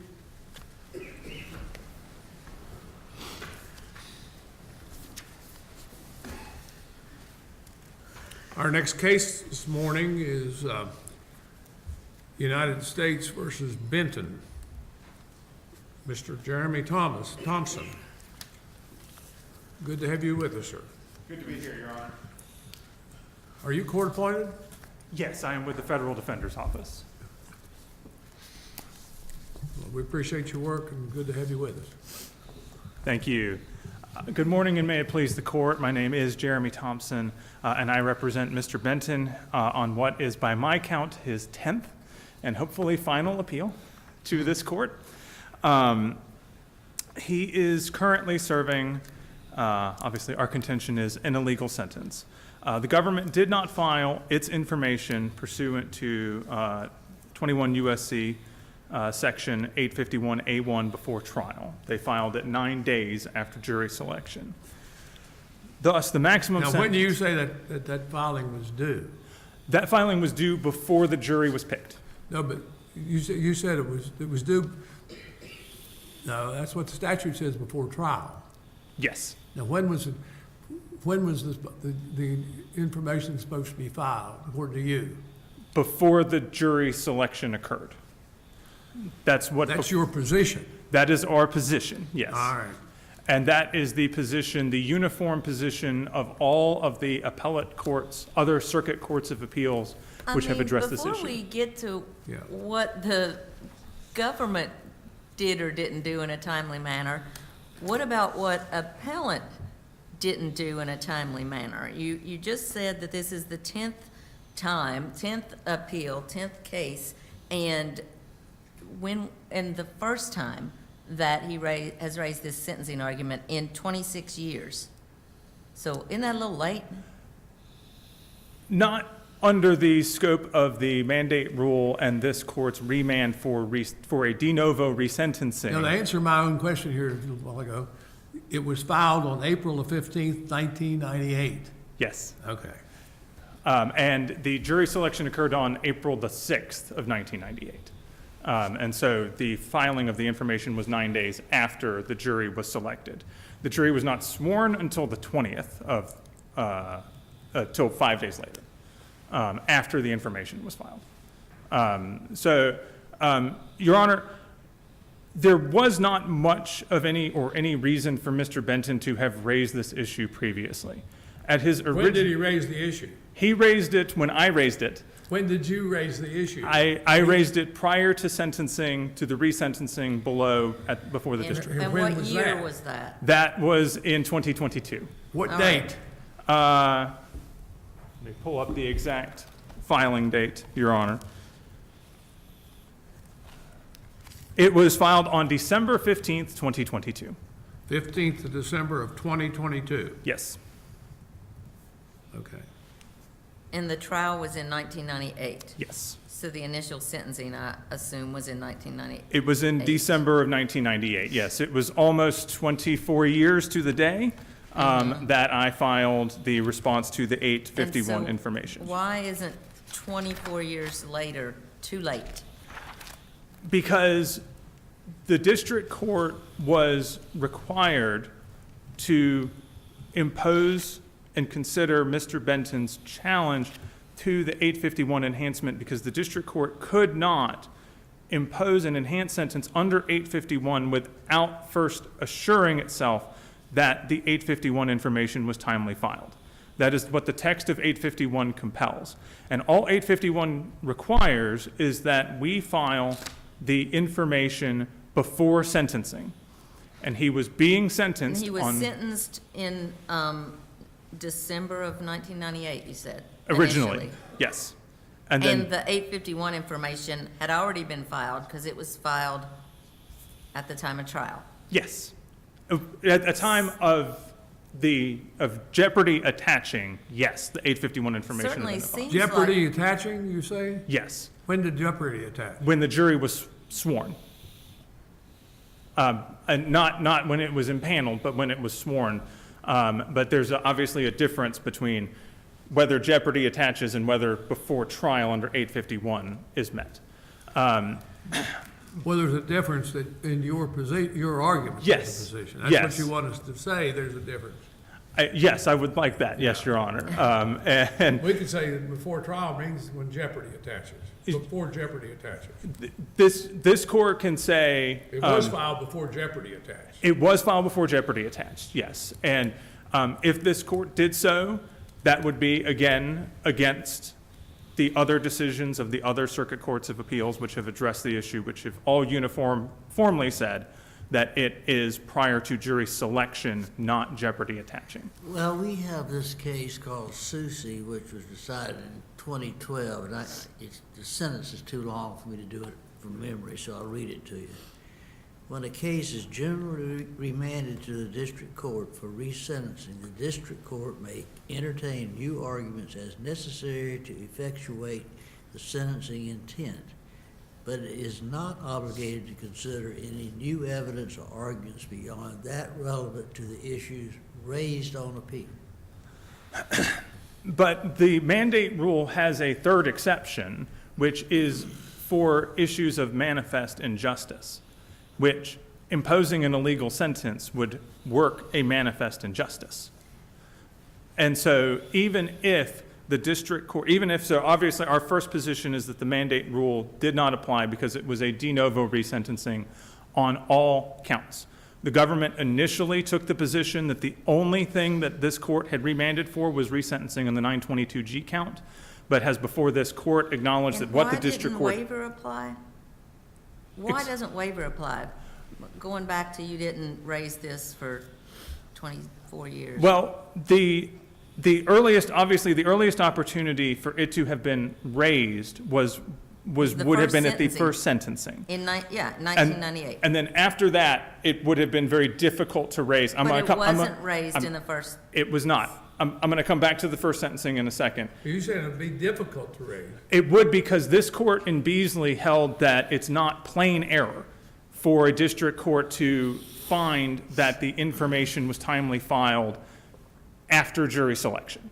So he had to have preserved the issue in order to raise it again on appeal at any point in time, be it on the 2255, because defense counsel, it would have been difficult to say defense counsel was ineffective, perhaps, for failing to raise the issue. But regarding the original sentencing, there was no real reason for Mr. Benton's sentence for Mr. McBrantney to have raised this argument. The sentencing enhancement increased Mr. Benton's sentence at that point in time from 10 years to life to 20 years to life. In 1990, That's a 10-year difference. but in 1998, the guidelines were mandatory, and Mr. Benton's sentencing range was life. And if Mr. McBrantney had been successful in his objections, which he was not, but if he had been successful in his objections at sentencing, his guideline range would have been 360 months to life, plus a consecutive 60 months on top of it. So the district. But lawyers raise objections all the time that they may lose, even knowing that they're going to lose those, in order to make the record and preserve the objection so we can consider it. And here, that wasn't done way back in 1998 when it could have been done. It was not, but it was not a waiver. It was not a knowing relinquishment of the right to make that argument. If anything, it was forfeited. And waiver is different, right? Right. I am prohibited from making an argument that has been waived, that he affirmatively waived before. But if it was merely forfeited, then in the interest of justice, the court can excuse the prior forfeiture. And that's where you go to the fundamental, whatever. Manifest injustice. Manifest injustice. Yes.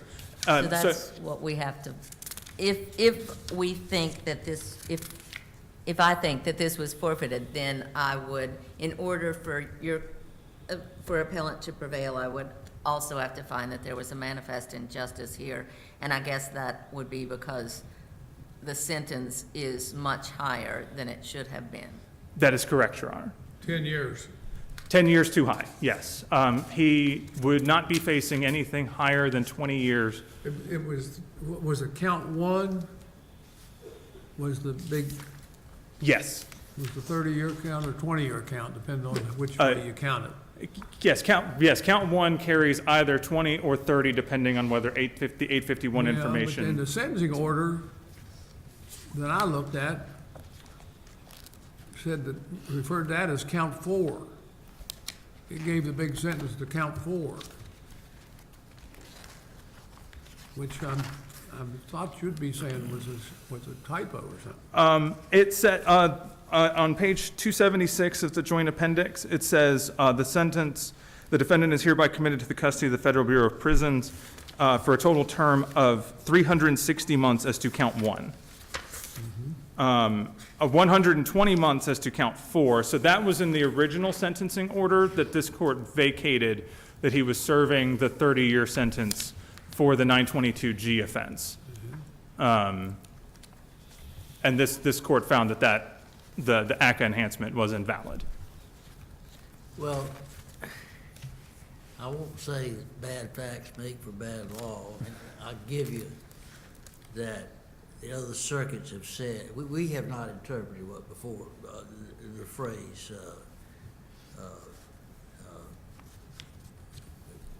we've not interpreted this issue, but other circuits, as you say, have.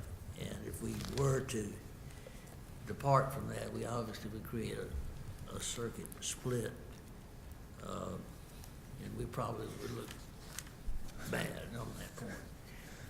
So, given the facts of this case and the timeliness issues and all that, why shouldn't we just leave it alone?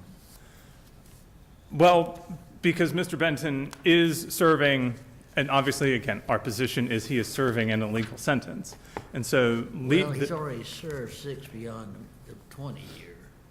yes, he's well past whatever the statutory maximum, the 20-year maximum would be, otherwise for the 841B1C offense. But Why wouldn't you raise that under a habeas corpus petition? again, with I can't speak to why nothing about this was presented in the 2255, or if, I don't believe anything was. How many of these previous 10 proceedings were you involved in? This one. How many lawyers has he had since 1998 then? He has had several. I know of at least, I can name at least 3, because he had Mr. McBrantney. I don't remember, I believe Mr. McBrantney also represented him on the direct appeal to this court. He had Paresh Patel, who represented, Well, I don't know their name, neither their name. I just who wanna know represented who him they before were, this but court. You were the first one to identify this issue. Yes. And when was the issue created? You say that it was triggered by the guidelines not being mandatory anymore? It was, the issue existed in 1998. Mr. McBrantney could have raised this objection in none of the other 1998, 10 and he did lawyers not. Raised it. And 9 lawyers. procedurally, beyond that point, it would have been difficult for any attorney to raise it because it would not have been preserved. Or appropriate, perhaps, for the court to consider. If it was in the 2255 alleging ineffective assistance of counsel, his subsequent 2255, which this court granted him authorization to file, could have only been for Johnson claims. So in his 2255, his second 2255, he could not have raised this issue. But could he have raised it at the original sentencing? Yes. And we agree that it's forfeited by failing to consider it if this court finds that the mandate rule applies. Again, we would argue that the mandate rule, this court's mandate, was a general remand for resentencing and reopens all sentencing issues up again on remand. This court's this court's opinion in Kennedy had, now that was a government's appeal, but the court had granted the defendant a new trial and had imposed a sentence, had granted the defendant a new trial, then the case had gone up on appeal, this court vacated and remanded, and this court found defense counsel ineffective for failing to make a guidelines challenge at the subsequent resentencing, even though this court directed that the conviction be reinstated. So even though defense counsel didn't make the argument the first time, she was ineffective for failing to make the argument at the resentencing because she could have done so. And so under that logic, I would be ineffective for failing to make the 851 argument at Mr. Benton's resentencing 2 years ago. Well, is Benton abandoning his appeal under the First Step Act? Your Honor, I see that I'm out of time. You answer, I think you answer questions when you get them. Okay, thank you. We did not, and it's I believe in footnote 1 of my brief, that we did not raise an argument regarding the First Step Act. I have a ministerial duty to file a notice of appeal when instructed to do so, and I filed a notice of appeal from the First Step Act decision. I do not believe there is anything, particularly in light of the Supreme Court's decision in Concepcion and this court's decision in Troy. I am not aware of anything viable in this record which would make for a successful First Step Act argument, which was why I did not present one in my brief. Is that a long way of saying? Saying the answer yes. is yes. Yes. Thank you, Mr. Thompson. Thank you. Mr. Shullen?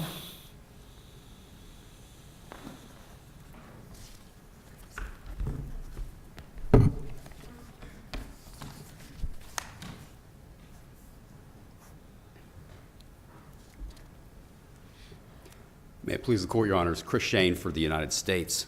Good to have you, sir. Thank you, Judge. I want to start by addressing 2 points that were brought up by the Court's questioning that I think are worth consideration. The first thing is to distinguish the Kennedy case, which opposing counsel talked about. There was a question that was asked about why isn't this waived? And the same question was raised in Kennedy. Why wasn't there a waiver when this argument wasn't brought up, when McCollum wasn't raised below in McKennedy? And the answer was McCollum hadn't been decided at the time that Kennedy was initially sentenced. And so I think Kennedy is distinguishable, and I think it stands for, it does not in any way eliminate the mandate rule. Rather, it suggests that where an argument is not available, the court is not going to hold that argument to have been waived. So that's the first point I would make. And this argument would have been available at the first sentencing in 1998. Yes, Your Honor, that's absolutely correct. Well, how did all these 9 previous lawyers miss it? How did the 9 lawyers miss it up to this point? Don't think they were as good as Mr. Thompson, Judge. To be honest But with he you, says it's not waived, it's forfeited, and thereby this doctrine of manifest injustice triggers our review because it's 10 years bump on his sentence, mandatory minimum, right? no, Not mandatory minimum. yes, Your Honor. But it's 10 more years. Yes, Your Honor. He could have gotten, without this information, he could only gotten 20 years on count 1. And with the information, he got 30 years on the count 1. He got 30 years on count 1, and if we say that information is untimely, looking to the merits, then he only can get 20. Yes, Your Honor. He can get way more than 20 if the court follows the guidelines. And Well, he got way more, but he had also a consecutive sentence of 5 years yes, Your Honor. on count 6, or maybe. Yes. So we're talking about a maximum of 35 or 25. Well, his maximum, Not maximum, a sentence of 35 But if the 30 is 10 years off, he can only gotten 20. Yes, Your Honor. I- Goes that- from 360 months to 240 months. So if we agree with him on that, then do we fix it? Or do we send it back? No, Your Honor, I think you would certainly send it back because the guidelines are going to instruct the district court judge to run the sentences. He's got 6 So we convictions. send it back for another plenary sentence proceeding. Certainly rather than Is that direct. what, we'd vacate the sentence and send it all back, and they start all over again where it was in 1998. Hopefully not that far And back. but- I got this thing, this information, I looked at this information that y'all filed in 1998, and I can't find a signature of the United States Attorney or the Assistant United States Attorney. It's a single page. It looks like, without, if absent the stamp at the top, and some numbers up there makes it kind of look official, it would be what we would call, if I was practicing law, a fugitive document. Do you see that? It's on page JA 075, 851 information. It's a single page, 2 paragraphs. That's what's in the JA, but it looks like there would be, if that's the end of the writing, there would be a signature by the United States Attorney or somebody on his behalf, or her behalf. Yes, Your Honor. To be honest with you, I am not sure whether that's an error in that the full document wasn't included in the Well, JA. it has to be an error, doesn't it? I mean, doesn't that information filed by the United States Attorney have to be signed? Yes, Judge. I think it does. Like an indictment has to be signed, but information only has to be signed by the United States Attorney, or you're authorized to sign it for him. We don't have that in the record, not the record. I'm talking about the JA. In the JA. And my staff told me that we couldn't find it in the court record, a signed version of this thing. But there's a date stamp up there. It says April 15, 1998. Yes, Your Honor. Again, I think this is something that should have been, if that was going to render that information defective, that should have been raised at. Well, So who's this going to is raise it? Why are they waiting for me? Why would you be waiting for me? I mean, it's something that every lawyer on both sides have been involved in here. If there's anything to it, I don't know that there's anything defective about it. On the record, it looks funny. It does look funny, Judge. I'll give you that. All right. Well, I'd follow up on that, so what? If it's not signed, problem solved? We just send it back and you That's don't it. have an 851? No, Your Honor. I think that is the Unless you same. could come up, baby, that's right. That's the same type of error that we're arguing would be waived. It's outside the Yeah, that would have scope been of it. forfeited. So not only, so that's 2 objections that weren't made back in 1998. The first one, the one that wasn't made, is that it wasn't timely filed. The second one that Judge King brings up is it wasn't filed at all, not by the U.S. Attorney, It wasn't because signed. there's no signature. Well, the U.S. So Attorney's the does- only one had authority to do it. You agree with that? Yes, Your Honor. The information has to be filed by the United States Attorney. Yes, Your Honor. And there's a document that's stamped, but there's no signature. That in the that case is of a that is signature. what appears in the JA. So on this record, maybe if it's defective, then the question is whether it was forfeited and he gets an extra 10 years because the U.S. Attorney failed to sign the document. Well, let me go to that third prong where we're talking about this blatant injustice, because I think that actually kind of would resolve both of these issues. And the language from the Doe versus Chow case that we cited is essentially that deviation from the mandate rule is only allowed in these particular exceptional circumstances. The first 2 don't apply here, but it says the third one is when a blatant error in the prior decision will, if uncorrected, result in a serious injustice. Well, And let me ask you, Yes, in Your Honor. terms of that word blatant, For an error to be blatant, do we have to have binding precedent? I would argue that we do, Judge. And Beasley essentially says there's no plain error in having this 851 filed after jury selection. So we don't have a binding precedent in this circuit. No, Your Honor, we do not have a binding precedent. We Your have, position, it would be blatant, so therefore it's not a manifest injustice. yeah, Judge, I would argue that if an error doesn't rise to the level of being plain, it certainly doesn't rise to the level of being blatant. I would Well, also. if the information wasn't filed at all, that would be blatant. It would be faulty. It would be fundamentally defective.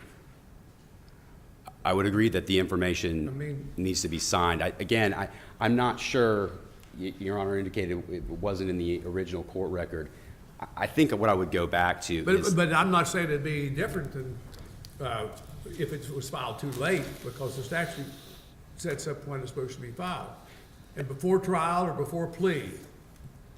And here it was filed after the jury was selected, but or identified, maybe is the right word to use, after the jurors were identified, but before they were sworn to be the jury. Yes, Your Honor. And maybe that's when the jury is selected, at the time they're sworn in, because if some juror, for some reason, couldn't come back the day they were to be sworn, they'd had to find another juror. Yes, Judge. I mean, or fix it. I mean, maybe the jury selection procedure is synonymous to the jury being sworn. Maybe I'm just thinking out loud. No, I agree with. And I if agree that's the with, case, you're timely. yes, Your Honor. But if the if the thing's defective, if it's not an information, if it's a fugitive paper, it doesn't have any legal impact. I think the challenge to it being defective would still need to be raised in a timely way, not 24 years later. And that brings me to the second prong of that blatant. It's not just that we have a blatant error. It's that blatant error, left uncorrected, will result in a manifest injustice. And I think the defense has kind of collapsed those two arguments together and said essentially the blatant error, the fact that he's got a quote-unquote illegal sentence, that's the serious injustice. But the reality is, and we make this point in our harmless error argument, Mr. Benton is almost certainly, the court can say with great confidence, going to face the exact same sentence if this case is remanded back, because the district court has, it's either 90 years or 100 years worth of statutory room to. Well, he had all that room, but they didn't, I don't know who the judge was back then, but Judge Curry now, right? It's the same, Judge Curry has had Was this. Judge Curry back then too? Yes, Your Honor. Okay, she's familiar with it. Yes, Your Honor. She's an able, experienced judge. Most certainly. We admire her. I don't know, I don't remember if I'm getting myself confused with state law or federal law, because you guys are from South Carolina, I am too, but I thought all challenges to indictments had to be made prior to the swearing of a jury, otherwise it's waived. Is that still the law in the federal area? I don't know, Judge Floyd. We'd be happy to submit supplemental briefing if the court. I'm sure it's a state law. Well, the federal law on double jeopardy is the jeopardy attaches when the jury's sworn. Jeopardy attaches when the jury's sworn, and I think your colleague, Mr. Thompson, agrees with that point. Yes, Your Honor. Whether that's the right time to put in, they don't have jeopardy in this statute. They got before the trial. We would argue that would. But you've got to file the information, and if it's unsigned, what if you've got authority? You'd have authority to sign it today. And you're the representative of the United States of America. If you sign it today, would that make it good? I don't know that would improve the. I don't know that would improve the standing 28 years later, Judge. I think, but I do think that some of the points you're raising about when the jury is sworn, I don't think the court actually needs to get to the merits of that or create a circuit split. You don't want us to get to any merits. Well, no, But if we get to the merits and agree with you on the jeopardy attaching point, you prevail. Yes, Your Honor. I think that, Then all this other stuff is wrapped up. yes. It's just- But I think the court can deal with that using either the mandate rule or harmless error before it has to get to the merits. But the point I want to make is, I don't think that the merits, when the defense, when the appellant describes, this, all the weight of the authority is on the side of file it before jury selection. Really what happens is you have one Eighth Circuit case that comes down, and that Eighth Circuit case introduces this extra textual language of ample time or ample notice, which is not anywhere in the statute. And then all of the other circuit court decisions, most of them essentially assume that that's the deadline, and then they're dealing with other questions. I don't think. Yeah, all it says is before trial. So how would you define trial? Your Honor, I think that Or the government define trial? the government would define trial as when the jury is sworn, when jeopardy attaches for purposes of this particular issue. Okay, so next week, if you have a case that's going to trial and you start jury selection on Tuesday and somebody asks you at lunch, what are you doing today? What are you doing? You're not going to say, I'm in trial? Well, it might. I guess now you won't. Right, You're no, making Judge, this and I. distinction, but that's, I mean, trial, just at comments, because there's no other guidance, just common sense, trial starts when the case is called and the jury is starting to be selected. When we review trial records, we have the whole record, Yes, but you which review. includes jury selection. Certainly, but you review a lot of things that happen even before the jury selection as well, and the fact that something is necessary to get to a trial doesn't necessarily make it. When is the part- jury selection completed? I think that's a good question, Your Honor. I think that I hadn't thought of this before, but Your Honor raised it. I think it's completed when they're sworn in, because up until that point, you could conceivably have a problem where not enough jurors show up, and you got to pull another jury. Well, you're saying then that the jury selection and jury sworn are the same thing, or synonymous? No, I would say that jury selection can happen a long way before the jury is sworn. So, As it did here, it happened several weeks Yes. before, right? and sometimes jury selection is. I tried a case at the beginning of the month. We pulled the jury, and we started You were opening arguing statements. on behalf of your colleague, Mr. Thompson. That's Well- what he takes that position.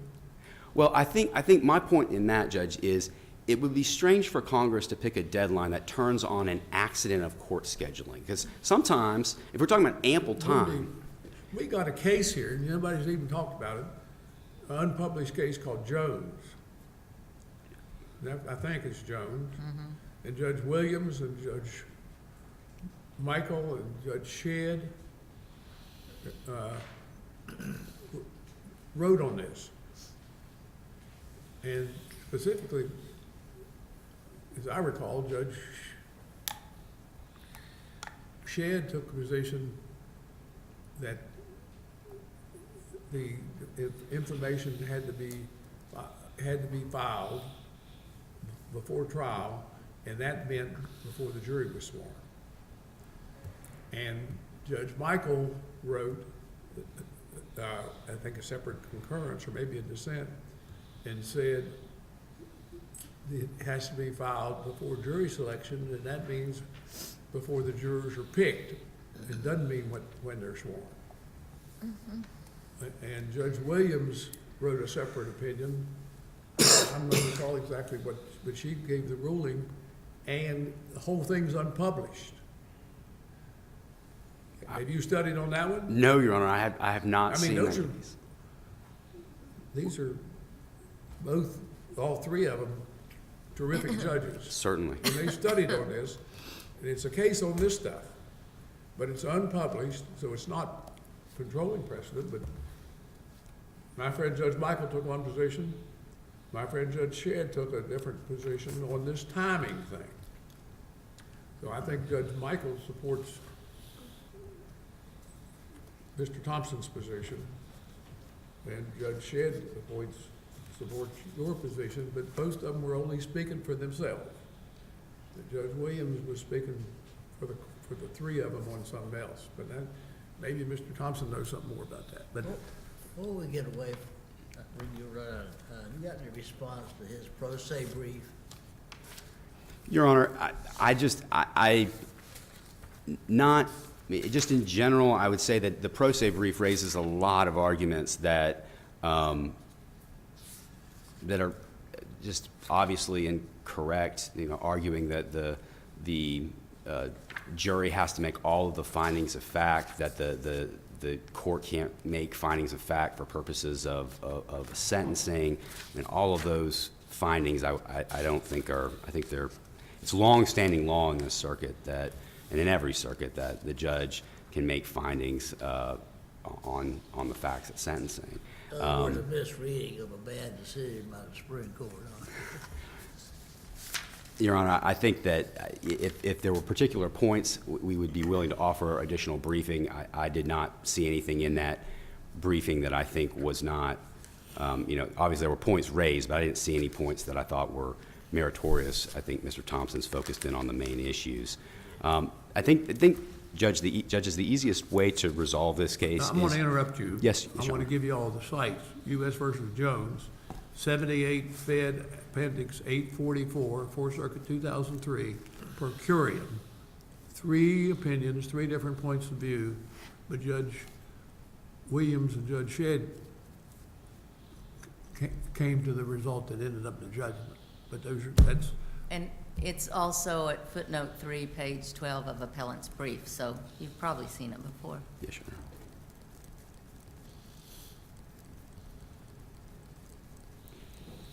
Your Honors, I see that I'm about out of time. Unless you have any other questions for me, we would just ask you to affirm the ruling of the district court. Thank you very much. Thank you, sir.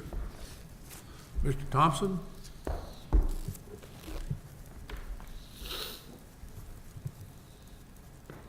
Very briefly, Jones is, I did not spend time during my argument, I would say, on Jones or cite it very heavily in the brief. This court has a rule about citing unpublished decisions prior to 2007 unless... Well, there used to be a rule, but now you can cite them. Oh, okay, well, then... But they're worth whatever weight we want to give them. So there's the mandate rule was also at issue in Jones, and Jones had a sentencing and an initial appeal, did not raise the 851 enhancement in either, and then went back for resentencing and raised it at the resentencing. And Judge Williams, and this is how you get to the judgment, Judge Williams found that the mandate rule applied. Judge Shedd, and this is as far as Judge Williams went.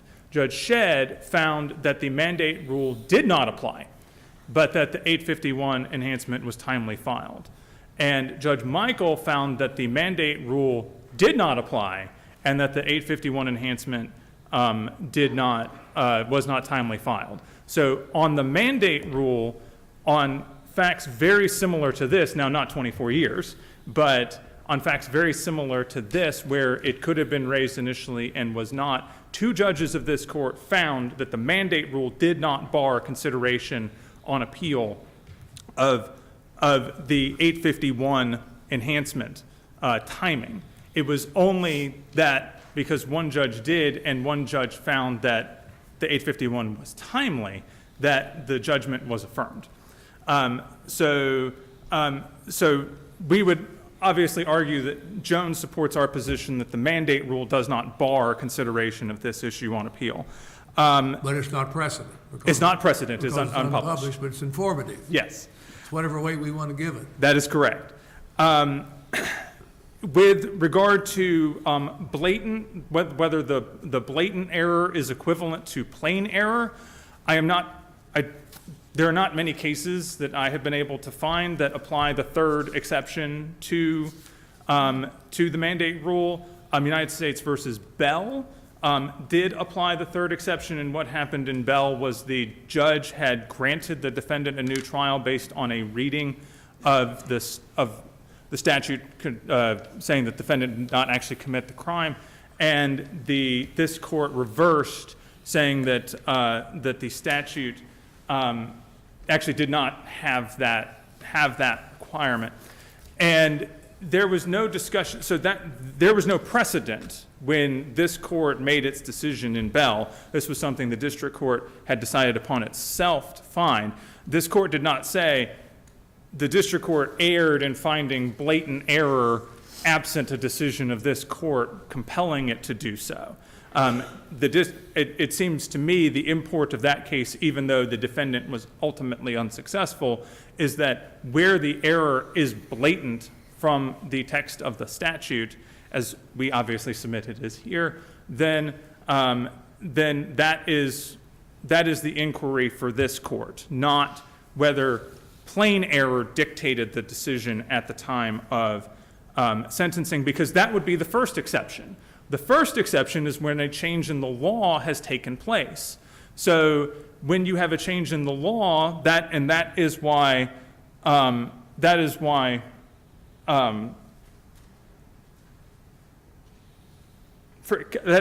Canada is different. Forgive me, I was just struggling to come up with a name. That's why Canada is different, because Canada involves the first exception to the mandate rule, not the third, because McCollum had been decided while the appeal was pending, while they were pending resentencing. And so at that point in time, it was plain error for the district court to have sentenced Mr. Canada as a career offender. So if plain error dictates the change in the law for the first exception, then what is left for the third exception, right? And we would submit that's where it's just blatantly apparent from the text of the statute. The third exception is manifest injustice. Yes, yes. A couple of final notes. With regard to jury selection, I would note that it has been my experience with the United States Attorney's Office, I can't swear it happens in every case, but that if a jury is selected, the government does not move for the third level of acceptance of responsibility under United States Sentencing Guidelines, Section 3E 1.1, which to me indicates that they believe that jury selection is trial, because that means that they were preparing for trial. They can withhold it if they were preparing for trial. I see I'm out of time. I just wanted to mention, I did not notice the signature on the 851, the lack of a signature. That is the court document. That is what's filed on the district court's document. What is docket is what's in the joint appendix. So that is all I have available to Do me. you say that's a defective notice or defective information then? I would. I did not raise that. So I know you didn't raise it, but I'm not going to get another chance to ask you about it. yes, I mean I think it needs to be signed. But it's and- got a stamp on it right by the clerk, Yes. not by the United States Attorney. I don't believe Pacer was around. I don't want to argue against myself. I don't believe Pacer was around in 1998. It has a clock stamp of 1998 on it, but I believe the document was physically filed.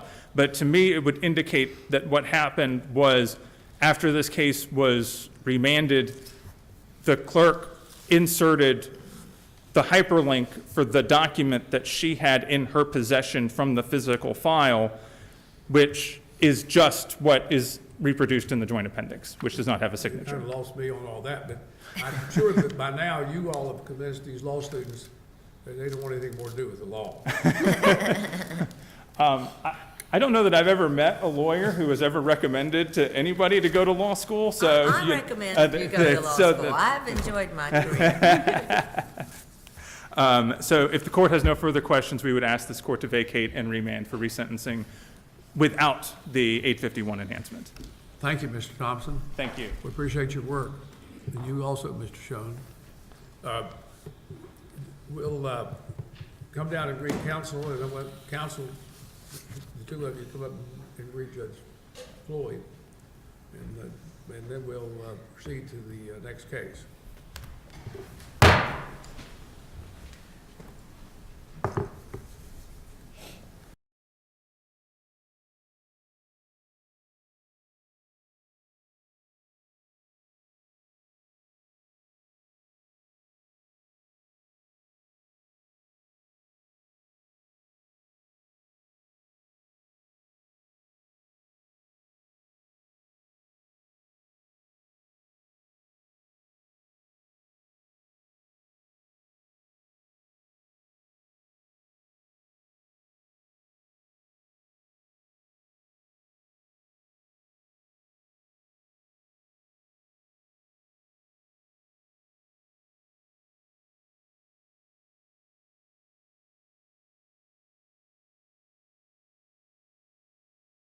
You may be seated. Council, take your time. Changing in, changing out. We got two more standing in line. Two more lawyers, one more case.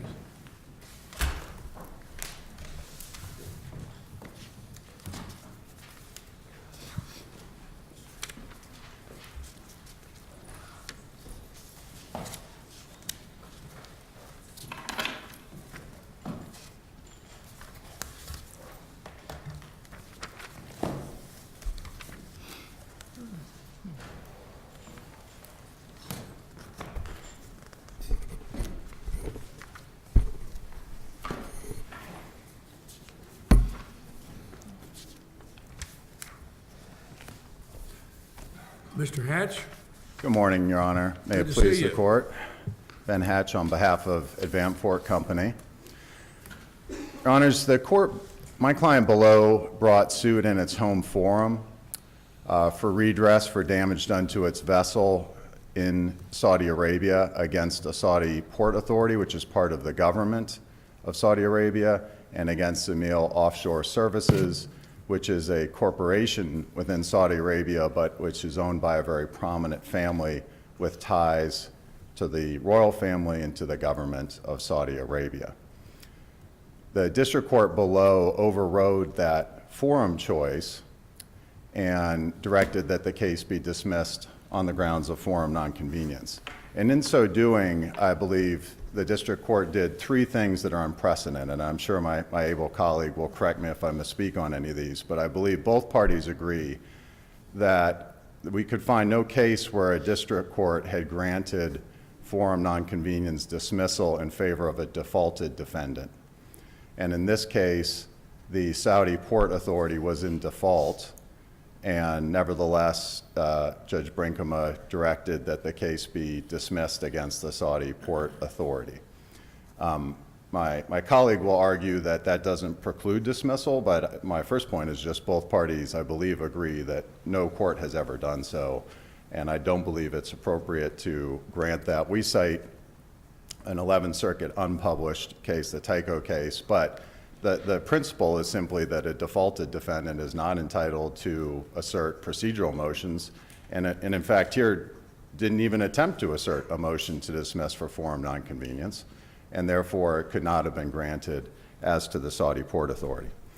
The second thing... So do you want us to create a blanket rule that a single defaulted defendant can prevent a dismissal for forum nonconvenience?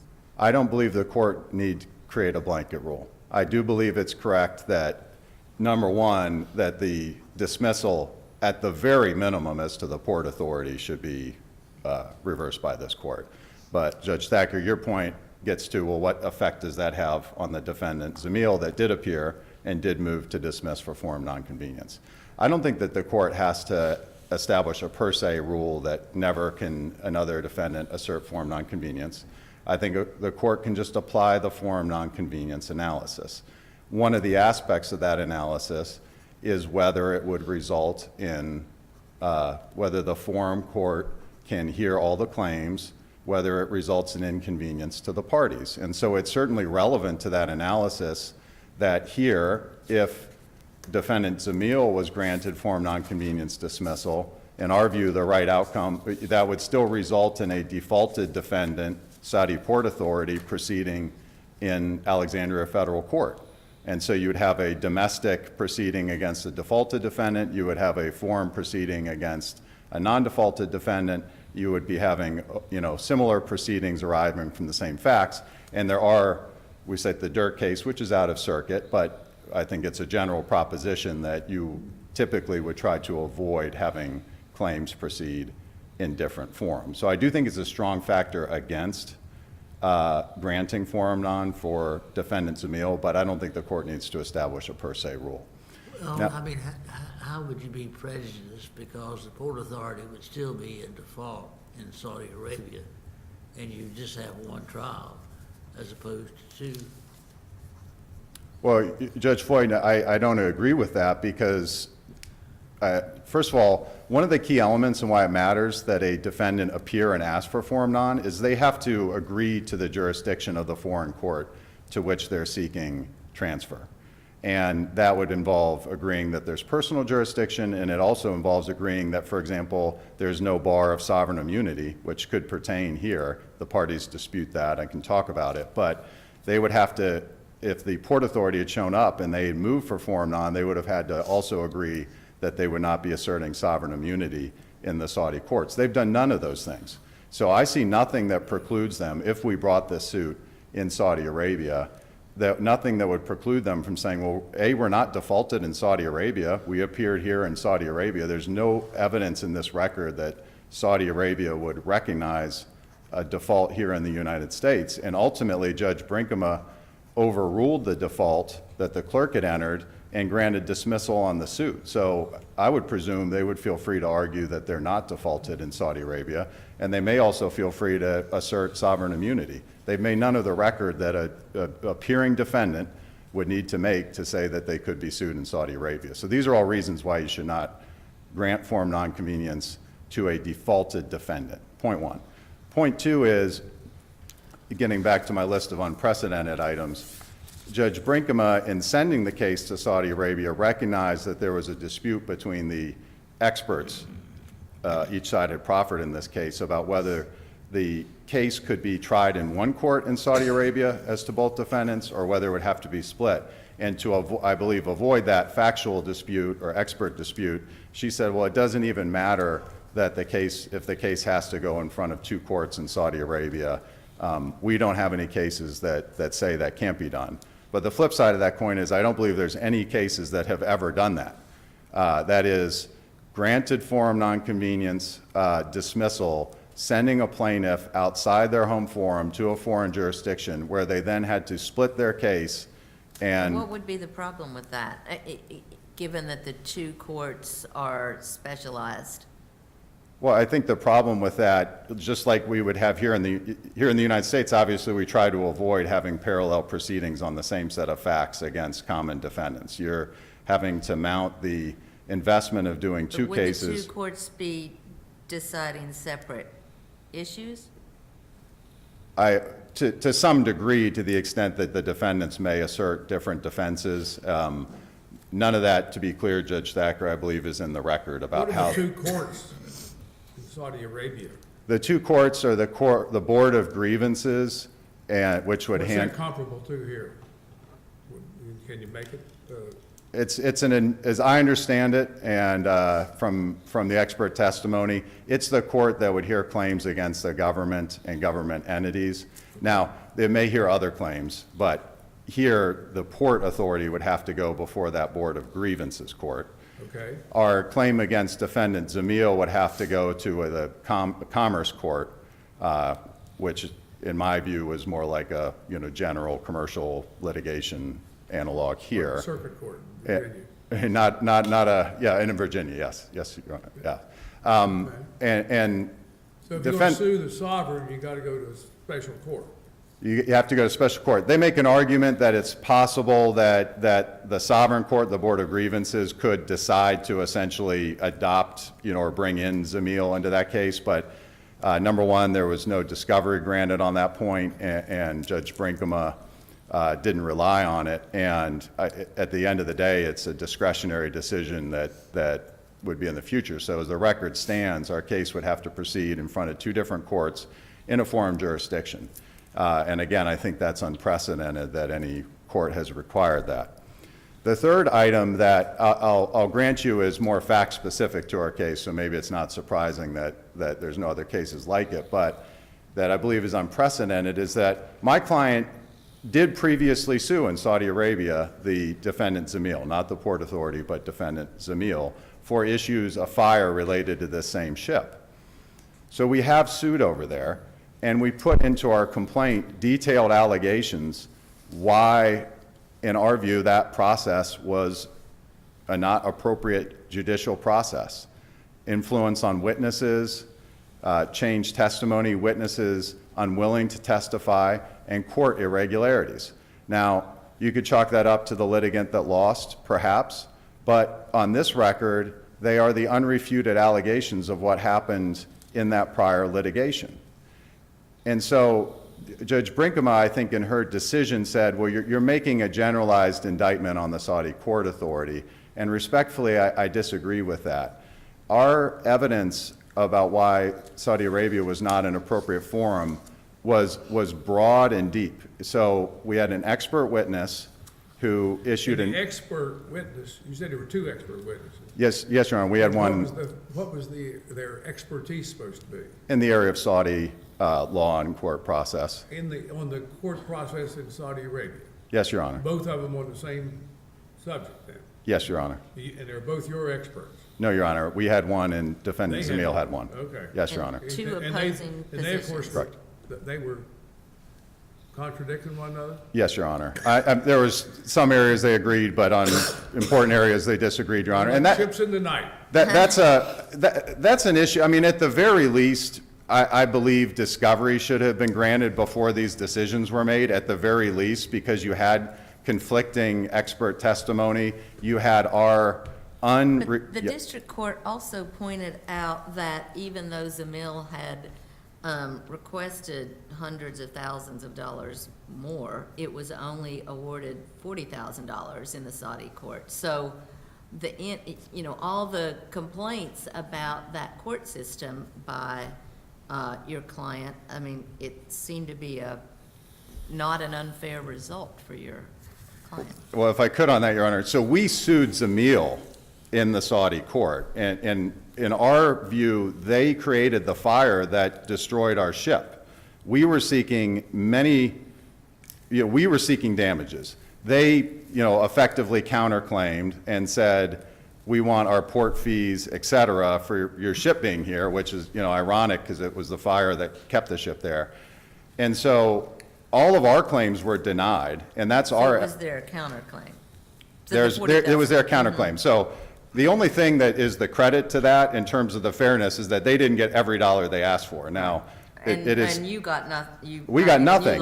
So we were left with a You don't burned have a and burn. bereft ship and a judgment against us. And again, I think it's not the call of this court to adjudicate who's right and who's wrong about that proceeding. My point is, we made a record below that is unrefuted about the irregularities in it. It's not to us a hypothetical issue about what we face going to Saudi Arabia. We did that once. It was a terrible result. We would like to sue in our home forum. It is their burden. Did you have a right of appeal that you didn't exercise in Saudi Arabia? There was, and we did, and it was in effect, and it did not. So you lost the appeal too? Correct, Your Honor. Okay.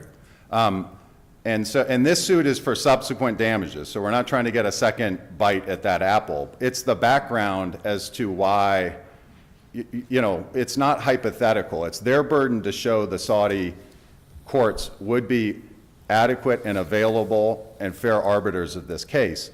And again, when I say it's not a generalized indictment, it's both our prior record and also who the defendants are here. This is not to say that you can't bring a, garden variety commercial case in Saudi Arabia. It's to say that when you're suing one of the most powerful family interests in Saudi Arabia that is tied to the royal family that is the royal family of the country. Is that all in the record here? Yes, Your Honor, that is in our experts' report. That is detailed. Which is filed here. Yes, Your Honor, that's in the joint appendix. That is not disputed, that who the defendants are, that the defendant's family has all these ties, and in fact, as we submitted subsequent to the proceedings below, the Saudi Public Investment Fund took a 40% interest in defendant Zamil. So, and that's public and it was widely published. And so if there's any doubt that there's a strong tie between the Saudi royal family, which controls the Public Investment Fund, and the Zamil family, which controls defendant Zamil. Well, in the scheme of things, how much weight should we give that? Well, I think ultimately the court is going to weigh all, forum nonconvenience is a fact-specific endeavor. It's their burden to show every one of those, that it's available, that it's adequate. And I would submit they haven't shown it. Their evidence did not take on the fairness of the Saudi courts as to these families and these interests. It's just the generalized availability of those courts. They didn't rebut our prior experience with the Saudi court system and the issues there. And there was no discovery provided to test any of these things. So really, they have to rise and fall on the undisputed evidence they were proffered, which is just generalized evidence about the availability of Saudi courts, generally not specific to this dispute. So again, we're not asking this court to make a broad pronouncement about the adequacy of the Saudi courts. It is only to say on the record that was built here, which includes, in addition to our expert testimony, an affidavit from our vice president of the company that includes, his fear and the fear of others in the company to even travel to Saudi Arabia, given who's alleged to have, done the damage here.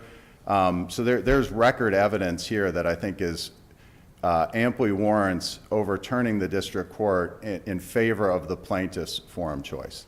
I see my red light is on. If the court has no questions, I'll reserve some time. Thank you, Mr. Hatch. Thank you, Your Honor. And you've reserved some time. Mr. Moore?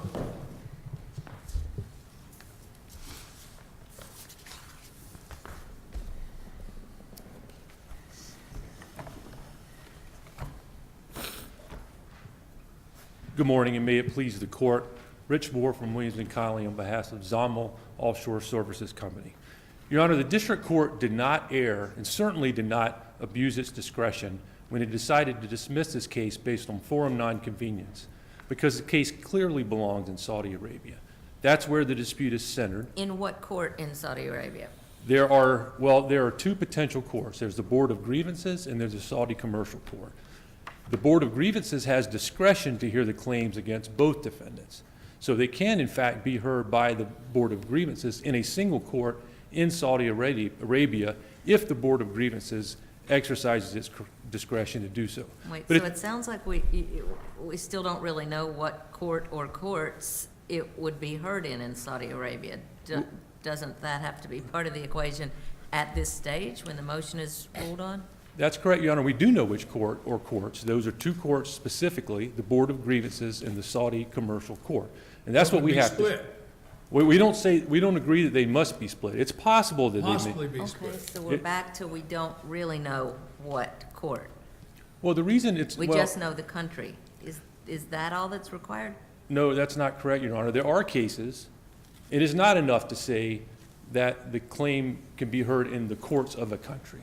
There are cases to that effect, like you can't say in Australia, but that's not what we did here. The reason you have to identify the specific court is because you have to show whether those claims can be heard in that court and whether there are jurisdiction over the claims in that court or courts. In this case, there are Have to two. be adequate and available, Mr. Hatch. That's exactly right.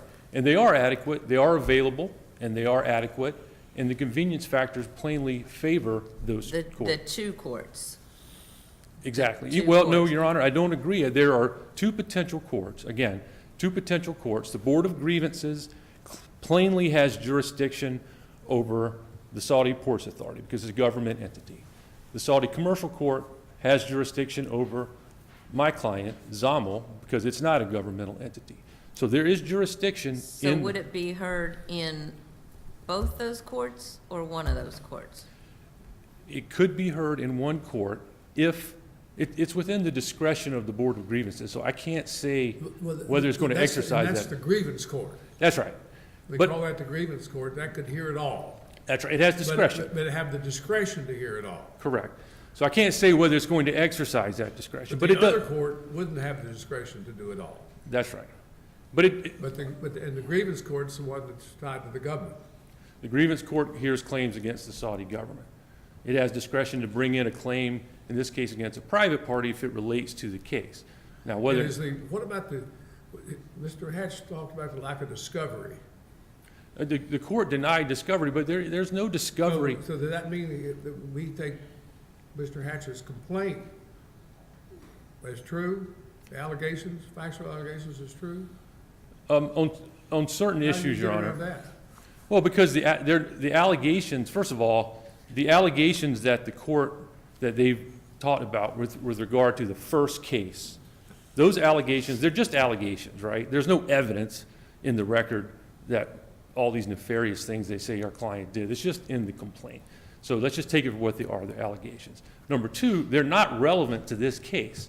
He said that there were these specific instances of misconduct in the first case. This case is not about what happened in the fire. This case is about what damage occurred in 2022, which allegedly an abandoned ship that had been there over 10 years, they're claiming was looted, which is not true. The equipment was taken out of the ship so it could be removed from the water. So that's what this case is about. Is that in his complaint that it was? Yes, that's what this case is all about. But you've recited in your favor there. That's what he's alleging in his complaint. That's all that's been alleged. No, he's alleging that it was looted, and you said that was not true, but we haven't had discovery, so. Right, well, he says it is true right now. It's true that it was, he says it was, the equipment was taken out of the vessel before it was removed from the water. So we accept that as true. And my point is that the allegations related to what happened in the first case are not related to this case. This is all about what happened in 2022 at that stage after the boat had been resting in the water. And in addition, he talks about that as being specific evidence related to this case. The only thing specific about this case is this first case that we had, in which, as Your Honor correctly points out, my client won liability, but won less than a third of the amount it was seeking in damages. So that's all you really need to know about the first case. To the extent they're relying on that as specific evidence of unfairness of their client, that's not what happened. And that case is barred by res judicata. And secondly, the other Well, they lost everything in that case. They didn't win any of their claims or their appeal, correct? That's right. They lost on liability. We won on liability, but the court did not rule in our favor entirely on damages. In fact, only awarded less than a third. That's a relevant consideration when you're arguing that the Saudi courts are inadequate, because it's not what happened the first time, and that's a factor to consider. Second, the only specific evidence that he cites is this implicates the Saudi government. Well, that's no different than the long line of cases that we've cited in which courts have repeatedly found that they are adequate, including the Shields case. That was a case where they alleged a conspiracy against the Saudi royal family. And that court said, apparently the Saudi royal government's not as concerned about being sued as they say they are, because they have a special court that's set up that allows it to be sued. So that doesn't distinguish it from any of the other cases. The only other specific factor that he said applied to this case that's not just a general factor that's been repeatedly rejected is that they have one paragraph in one declaration in which their corporate representative said, I would be afraid to go to Saudi Arabia. Well, that's, again, exactly the kind of allegation that is made in every single case, including the Shields case. And the courts have said that's not enough. You can't say, I'm afraid to go to Saudi Arabia. That in itself is not enough. The cases they cite involve drastically higher evidence of specific prejudice against a particular party. They have been accused of murder in one case. They had organized a coup in another case. Here we're talking about about the most plain vanilla complaint you can possibly imagine, involving what did the Saudi Arabian government allegedly do? They owned the ports authority, which leased the port to my client, which ran a port operation. And they claimed that the boat was damaged after they abandoned it there. So the idea that the Saudi government is going to interfere in this case, I submit, Your Honor, is far-fetched. And certainly Well, that's a default question that he raises. The default question, Your Honor, is they cite one case. First of all, it was never raised in the district court. Pardon? This issue was never raised in the district court. They did not raise the issue of default in the district court, and so it's waived. They say they didn't have an opportunity to raise it. It's true they had not gone into default as of the time of the argument. That is correct. But what makes it worse is in their argument they say they did raise it. They did point out the fact that the co-defendant, Saudi Ports Authority, had not yet appeared in their brief. But the defaulting defendant got the benefit of a forum nonconvenience ruling. That's right. And That that's perfectly appropriate. Because, It is? Yes, it is, because in the forum nonconvenience is a procedural rule of the forum. It is within the court's inherent authority to grant a forum nonconvenience argument. So it's not a matter of whether they defaulted or not. And importantly here, this is the key fact. When my client, Zommel raised the forum nonconvenience argument. It also addressed So the you're argument. saying that a defendant doesn't even have to answer, can just sit tight and the judge transfer it or issue a forum nonconvenience ruling? That's right. It's in the discretion And of the judge. reward the defaulting party? It's not rewarding the defaulting party. It's all about the convenience of the court, and Well, that's, if you get a defaulting party, what my recollection is, the only thing you got left to do is determine the damage award. the defaulting That- party. That you default as the liability, and the question is how much? It has limitations on the types of arguments it can make. But that's, again, not, in this case, the key fact is the arguments were made on behalf of both parties. My client, when it raised forum nonconvenience, it didn't just address, Did your client default? no. My client did not default. My client appeared, it raised forum nonconvenience. It addressed forum nonconvenience both as to my client and as to the party who had not yet appeared, the Saudi Ports Authority. So, for example, in the question of sovereign immunity, my client said, there is no sovereign immunity question as to the Saudi Ports Authority. Statute of limitations, no statute of limitations problem as to the Saudi Ports Authority. So that puts this case on an entirely different footing than the cases they cite, where a party only raises the arguments as to itself and does not address the arguments as to the other party. That's important, because that would be a problem if the court did not address, and not only did we raise it, they responded. So everybody had a chance to be heard on the question as to both defendants at the trial court. And the district court did not abuse its discretion when it determined that even though Saudi Ports Authority had not yet responded, it had the information that it needed to make the decision. That's the important thing. Did the court have the information? It did. It looked at all of this. It considered all of this. It considered sovereign immunity as to the Ports Authority, considered sovereign immunity as to my client, considered convenience as to my client, considered convenience as to the Ports Authority. All of that was taken into consideration by the district court when it issued a very thorough and reasoned opinion. The district court conducted an oral argument on this? It did not actually have oral argument. We showed up at the argument, it ruled from the bench, and that later that day or the next day issued an opinion. It was decided on the paper? Correct, that's right.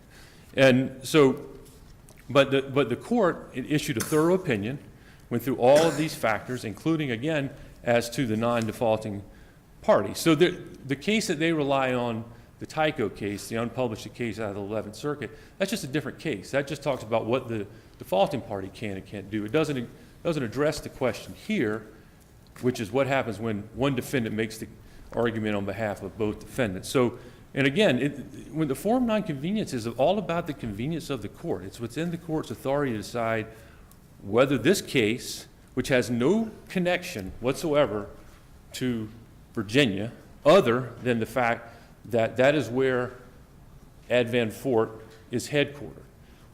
That's not enough to outweigh all the other factors that point to Saudi Arabia. And especially true when Advent Fort is a company that does all of its business overseas. That's what they do. They go around different places around the world doing anti-piracy measures, et cetera. So the district court appropriately pointed out, under those circumstances, yes, the plaintiff is entitled to some deference, but it's much less true when you have a plaintiff who's doing their business overseas. So in this case in particular, it's doing business in the Red Sea. It pulls its ship into a Saudi Arabian shipyard. It's perfectly reasonable that it would expect any dispute arising out of repairs done on the ship at the Saudi shipyard would be handled in that jurisdiction, not back in Virginia. So all of the factors point to Saudi Arabia. It's available. The courts are adequate in Saudi Arabia. No court's ever held that their Saudi Arabian courts are inadequate, except for one case they cite involving an employment discrimination case where the plaintiff was not allowed, the Peterson case, that case the plaintiff was not allowed to testify in an employment case because it was non-Muslim, but that's been repealed. There's no law now in Saudi Arabia that prohibits women and non-Muslim witnesses. So in addition, that case was, another case subsequent rejected that analysis and said it was not adequate. So the court's they're asking you to be the first court to find that these two courts in particular are inadequate. And there has been a case, the DNS Consulting case, that recognized that the Board of Grievances was an adequate court. So the courts were adequate, they are available. There's also no question that the claims that they're seeking here, conversion, basically breach of contract, all of those claims can be brought into Saudi courts. So the Saudi courts are available, they're adequate. I think there's any real dispute that the convenience factors weigh heavily in favor of Saudi Arabia. That's where the ship is, that's where the security system is, that's where the witnesses are, that's where the internal documents that are going to be, I guess, talking about what type of security was available at the facility. They're all in Saudi Arabia. So for all of those reasons, everything points, in this case, to Saudi Arabia, and that's why the court appropriately concluded that it was the appropriate forum.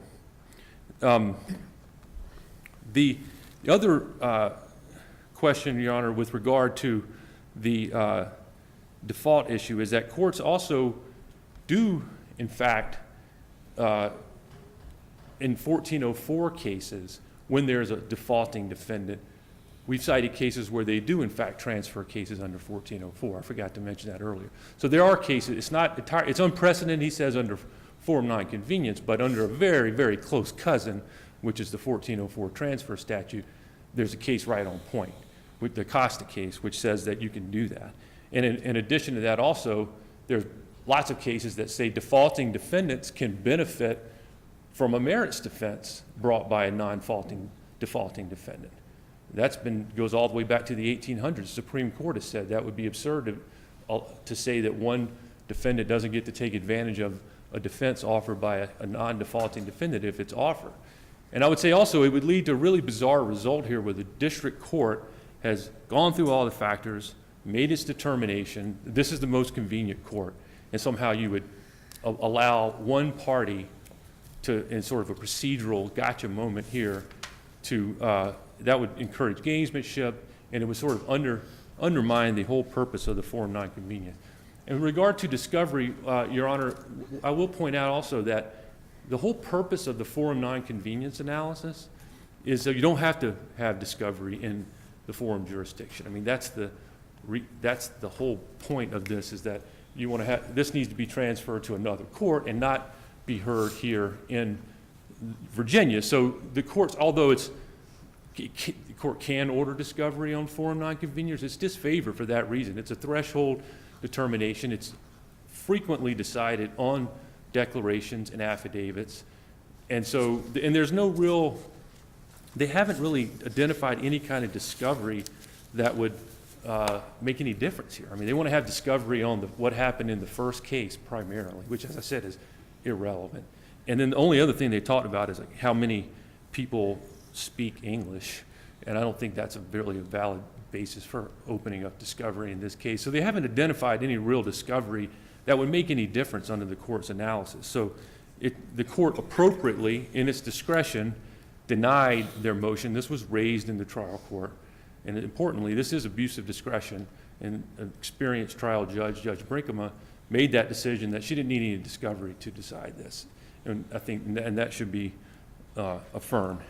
Your Honor, I don't know if you have any questions on personal jurisdiction, but that I will point out that is also a alternate grounds for affirmance. That the district court didn't rule on. District right? court didn't rule on. So what are we to review?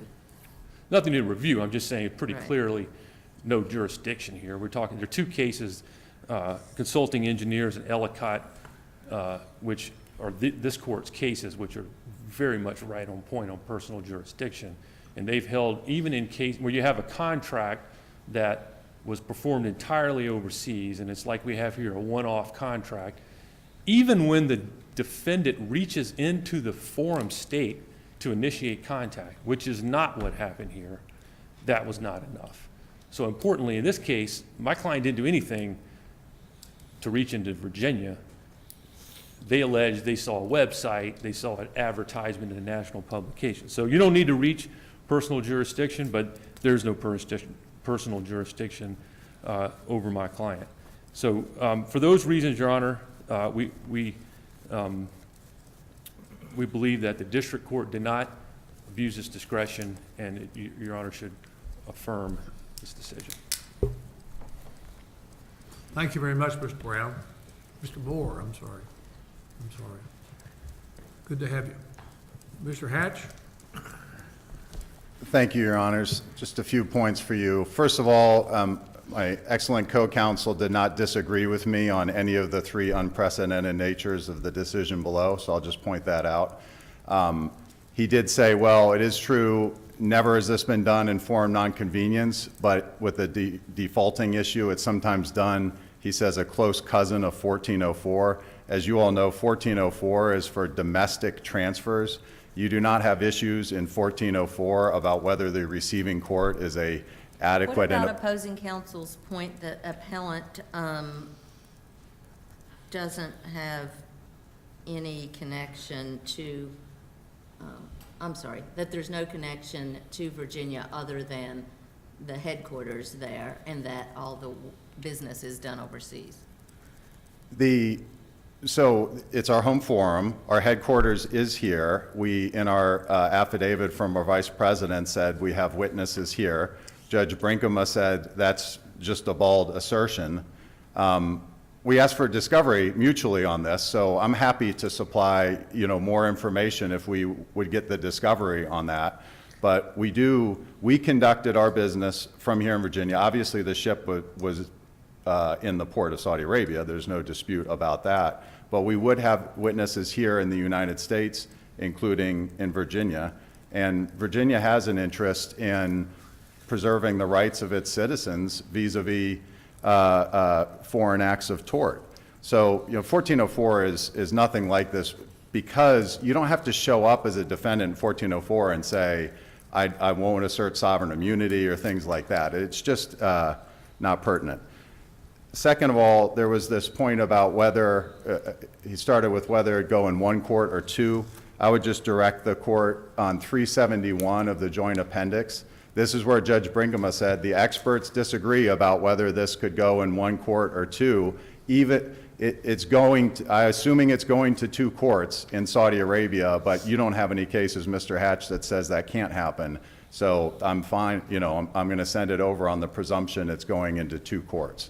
And again, no cases, to my knowledge, and you didn't hear one today from the other side, has ever forced a home forum plaintiff to go do that in a foreign court. Now, on the discovery point, a couple notes. One, he says that it's bare allegations of the misconduct in the prior case and that it's irrelevant. Well, first of all, as I think Judge King said, they're allegations. They are the only evidence that's in the case. They are taken as true. They're undisputed at this point. Secondly, we asked for discovery into that. That was one of our items of discovery, if Judge Brinkema were inclined to grant this motion, was into ex parte communications between Zamil and the court in the prior proceeding. He says that's irrelevant. That's a done case, res judicata. No, it's not relevant. It goes directly to adequacy. The proposition is we have to go back into that same court and sue this same defendant related to the same boat. If we could develop evidence that there were ex parte communications, that there was witness intimidation, obviously that, I believe, would be relevant to adequacy.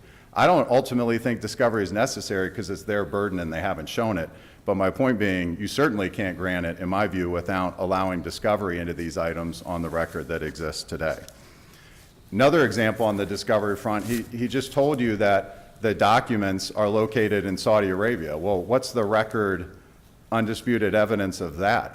They say the documents are located in Saudi Arabia. We asked for discovery into that too, including where the witnesses are located.